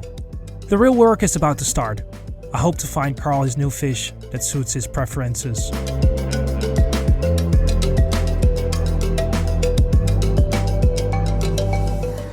Yum yum yum yum. Arigatou gozaimasu. So we got on simply just for the train. Yeah. 2 minutes. Alright, okay. Let's go. We travel via Tokyo Station and take the bullet train, also called Shinkansen. Luckily we still have some time to buy food for our almost 2-hour train journey. I am tired, but also satisfied. Tomorrow we will go into the mountains in search of koi. It is our first day in Nagaoka, a city that lies at the foot of the Yamakoshi Mountains. The search for Carl's new fish is now really starting. Hey, have you got the car? Let's go! We are 800 kilometers north of Hiroshima, and that is noticeable. It is cold and there has been some snow. Carl and I drive via Ojiya, a place that is known for the birthplace of the Japanese koi, to the first breeder in the Yamakoshi Mountains.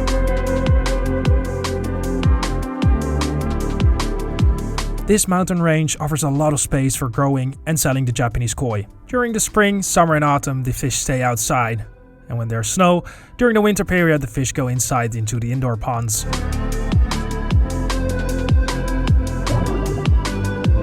Earlier this week, Carl indicated that he is looking for a single-colored koi, one that fits in well with his other fish.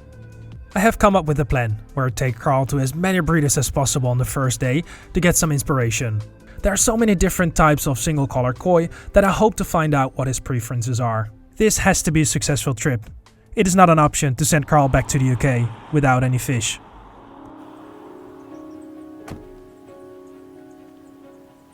The first breeder is Otsuka, a small breeder who breeds many special varieties such as the Akamatsuba, a red-orange fish with a beautiful net pattern, especially popular with lovers of single-colored koi.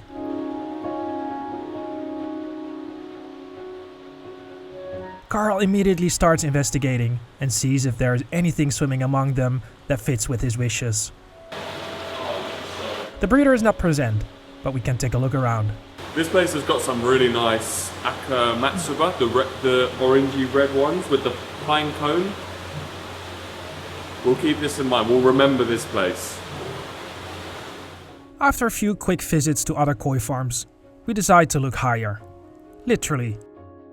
While the residents of this village are cleaning the fresh snow from the roofs, I decide to take Carl to a breeder he has been to before. A breeder known for its clean farm, but also for the best view. We drive to the Yagenji koi farm.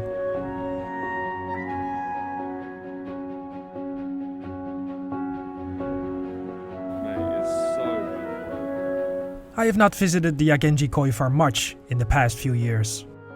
Many of the koi are often sold out quickly after harvest. The fish of the two brothers who run the koi farm together are very popular, especially in Europe. The view is absolutely breathtaking in the winter. Where has it gone? Do you recognize this? I can't tell where that is. After Carl landed his drone safely, it is time to go inside and look for some fish.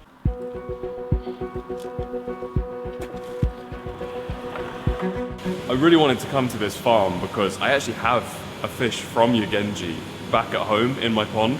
It's a 81 centimeter karashigoi. Beautiful, beautiful fish. And it came from this farm, and I remember visiting here 3 years ago, 4 years ago, and it's nice to be back.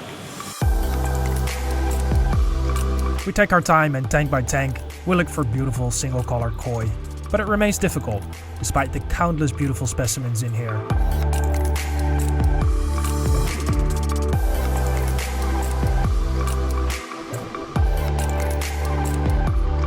Unfortunately, the best fish have already been sold, which means that we have to go to other breeders.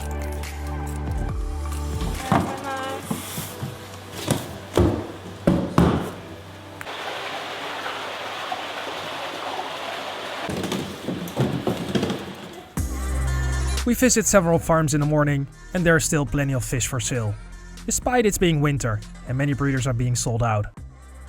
Looks nice. Together with Carl, I discuss my opinion on some beautiful Hyutsuri koi. This is the variety that Carl saw at the koi show in Tokyo. I noticed that Carl is learning fast and is starting to recognize quality koi based on the build, size, and skin quality. The morning is coming to an end. I don't want to disappoint Carl, and I hope we find something that suits him soon. However, I have a plan for the afternoon that might speed things up. Kaze Koi Farm had... What did they have here? Oh, they had those, like, bigger scaled ones. Like a mirror carp, like a fully scaled mirror carp. They were cool. I've got to remember all of the different breeders and the different fish we saw. Marado, Yagenji, Kaze, Otsuka. So many. Just so many different farms, and all of the farms we've been to have had the thing that they do, like the special thing that they do. Like they have a fish that other people don't have, or they have bigger fish of a certain variety. So just trying to remember. I am not worried yet. Maybe I should adjust Carl's expectations about the offer. I had not thought of this scenario beforehand, even though it's not the sale season. But there's some hope. We are hungry and decide to go to a restaurant run by a woman from the Philippines. This is one of my favorite lunch spots next to the Shinano River. I could already guess what our conversations would be about. When Carl sees flowing water, he only wants to do one thing: grab his fishing rods. But we will save that for another time. There's work to be done.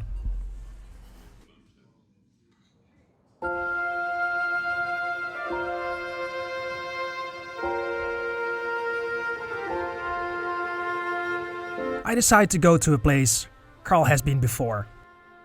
A breeder that is known for a huge supply of koi throughout the year. But this breeder is not only known for the number of fish, also for the most famous run pond in the world. We are at the Marahiro Koi farm, a breeder that I like to visit. Not only for the beautiful fish, but also for the culture that you experience here from the moment you walk in. That's the pond that Charlie came from. That was where I found Charlie. When Carl built his Oase filtered koi pond back in the UK, he bought his first koi from this breeder and named it Charlie. We look around, and to my surprise, there's a gigantic amount of fish to choose from. This is the one and only Marahiro round pond. There's one fish in here of every variety to die for. Like, just anything that you want, you can find it here. I'm so impressed. So impressed.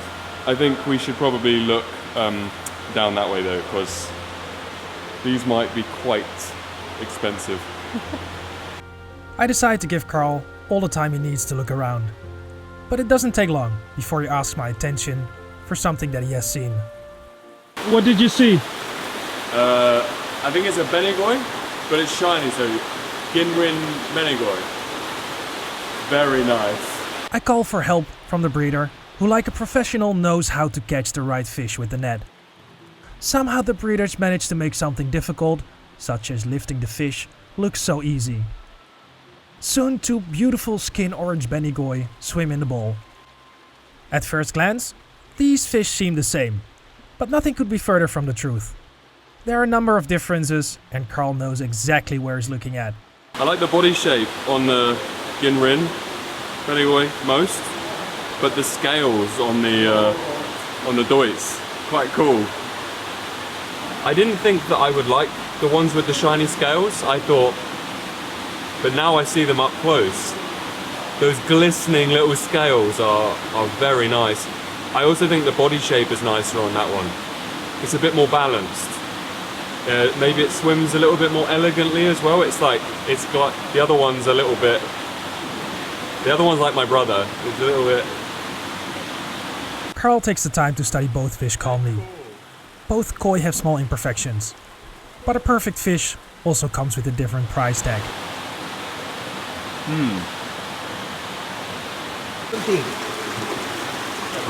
70?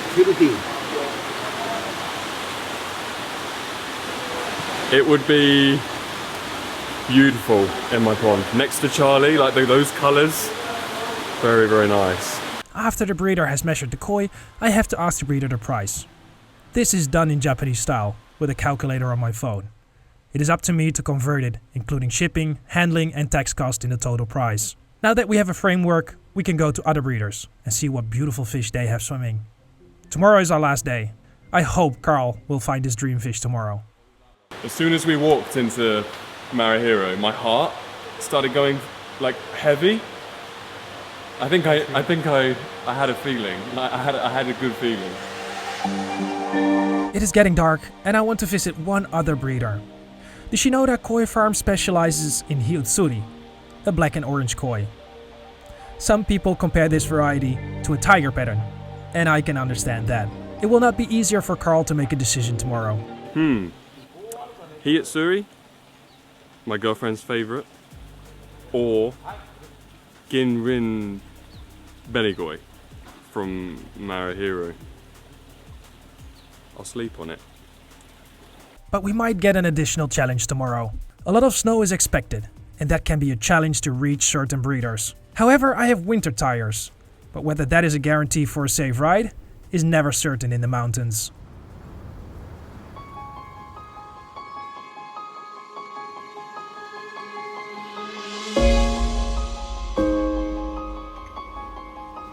It is the next morning, and the weather is starting to change. Today is the day that Carl has to make his choice. If he doesn't make a decision, it will feel like a failure to me. I take Carl to another farm before we go back to the Maruhiro koi farm. We are at the Marusai koi farm. Here you can buy almost every single variety. The farm is so big and has so many fish in the ponds that you sometimes wonder how these fish can stay healthy. However, my experience shows that these fish are extremely strong. Carl's eye falls on a hiwatsuri. Here I have the freedom to take the fish out of the water myself.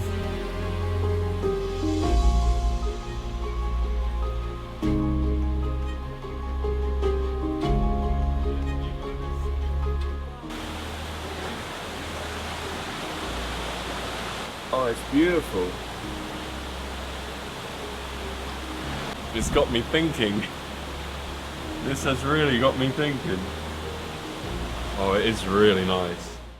It is a beautiful koi with a good build, nice pectoral fins and a nice clear pattern without too many black spots in the orange. I wonder if this will make Carl's choice easier or more difficult.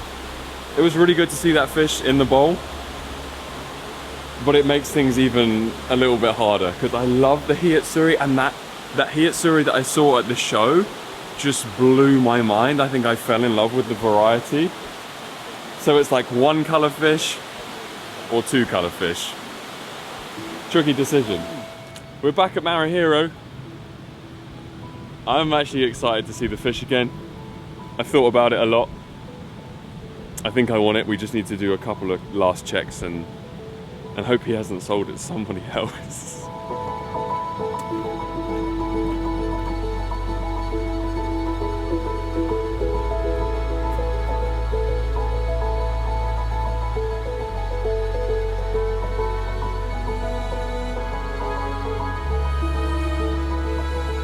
It doesn't take long before Carl has spotted his fish. I see some relief enjoying Carl. But I also feel relieved that the fish hasn't been sold in the meantime. Despite the many dealers who are selecting fish, I asked the breeder if we can look at the koi again before we make a final choice. Are we getting it out? Now? Okay.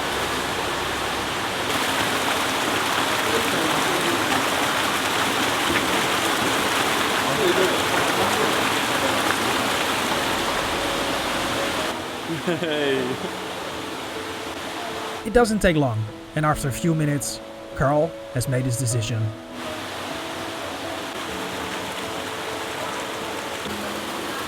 Congratulations. We did it. We found the fish. I finally made a decision, and I got myself quite a big fish actually. I think after it's back in my pond, I've been giving it some food and it fills out a little bit and gets a bit deeper. It'll be a very, very impressive creature. Carl is excited and can go tell the breeder himself that he wants to buy this beautiful fish. The koi will be shipped and then go into quarantine before the fish can go into Carl's pond. You got me the fish that I wanted. You took me to the right farms. We saw thousands of koi and I ended up with the one that I wanted. So you did well.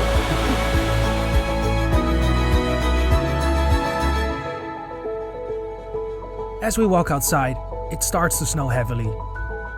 This week has been special, and I'm very happy that I've been able to take a new step in my career. The foundation of a beautiful friendship is laid here in Japan. Friendship through skills, as the breeders say. My adventures in Japan with Carl do not stop here. In fact, Carl comes back and travels with me during the fall. If you want to watch his video, there's a link in the description. While the snow covers the mountains of Niigata, Carl and I travel to the well-known snow monkeys and visit a number of tourist spots. Subscribe if you want to see the next or one of my previous films. I would really appreciate it if you leave a comment and like this video so we can show it to more people. Thanks for watching. That was really cool. It's a little bit different. Outside ponds.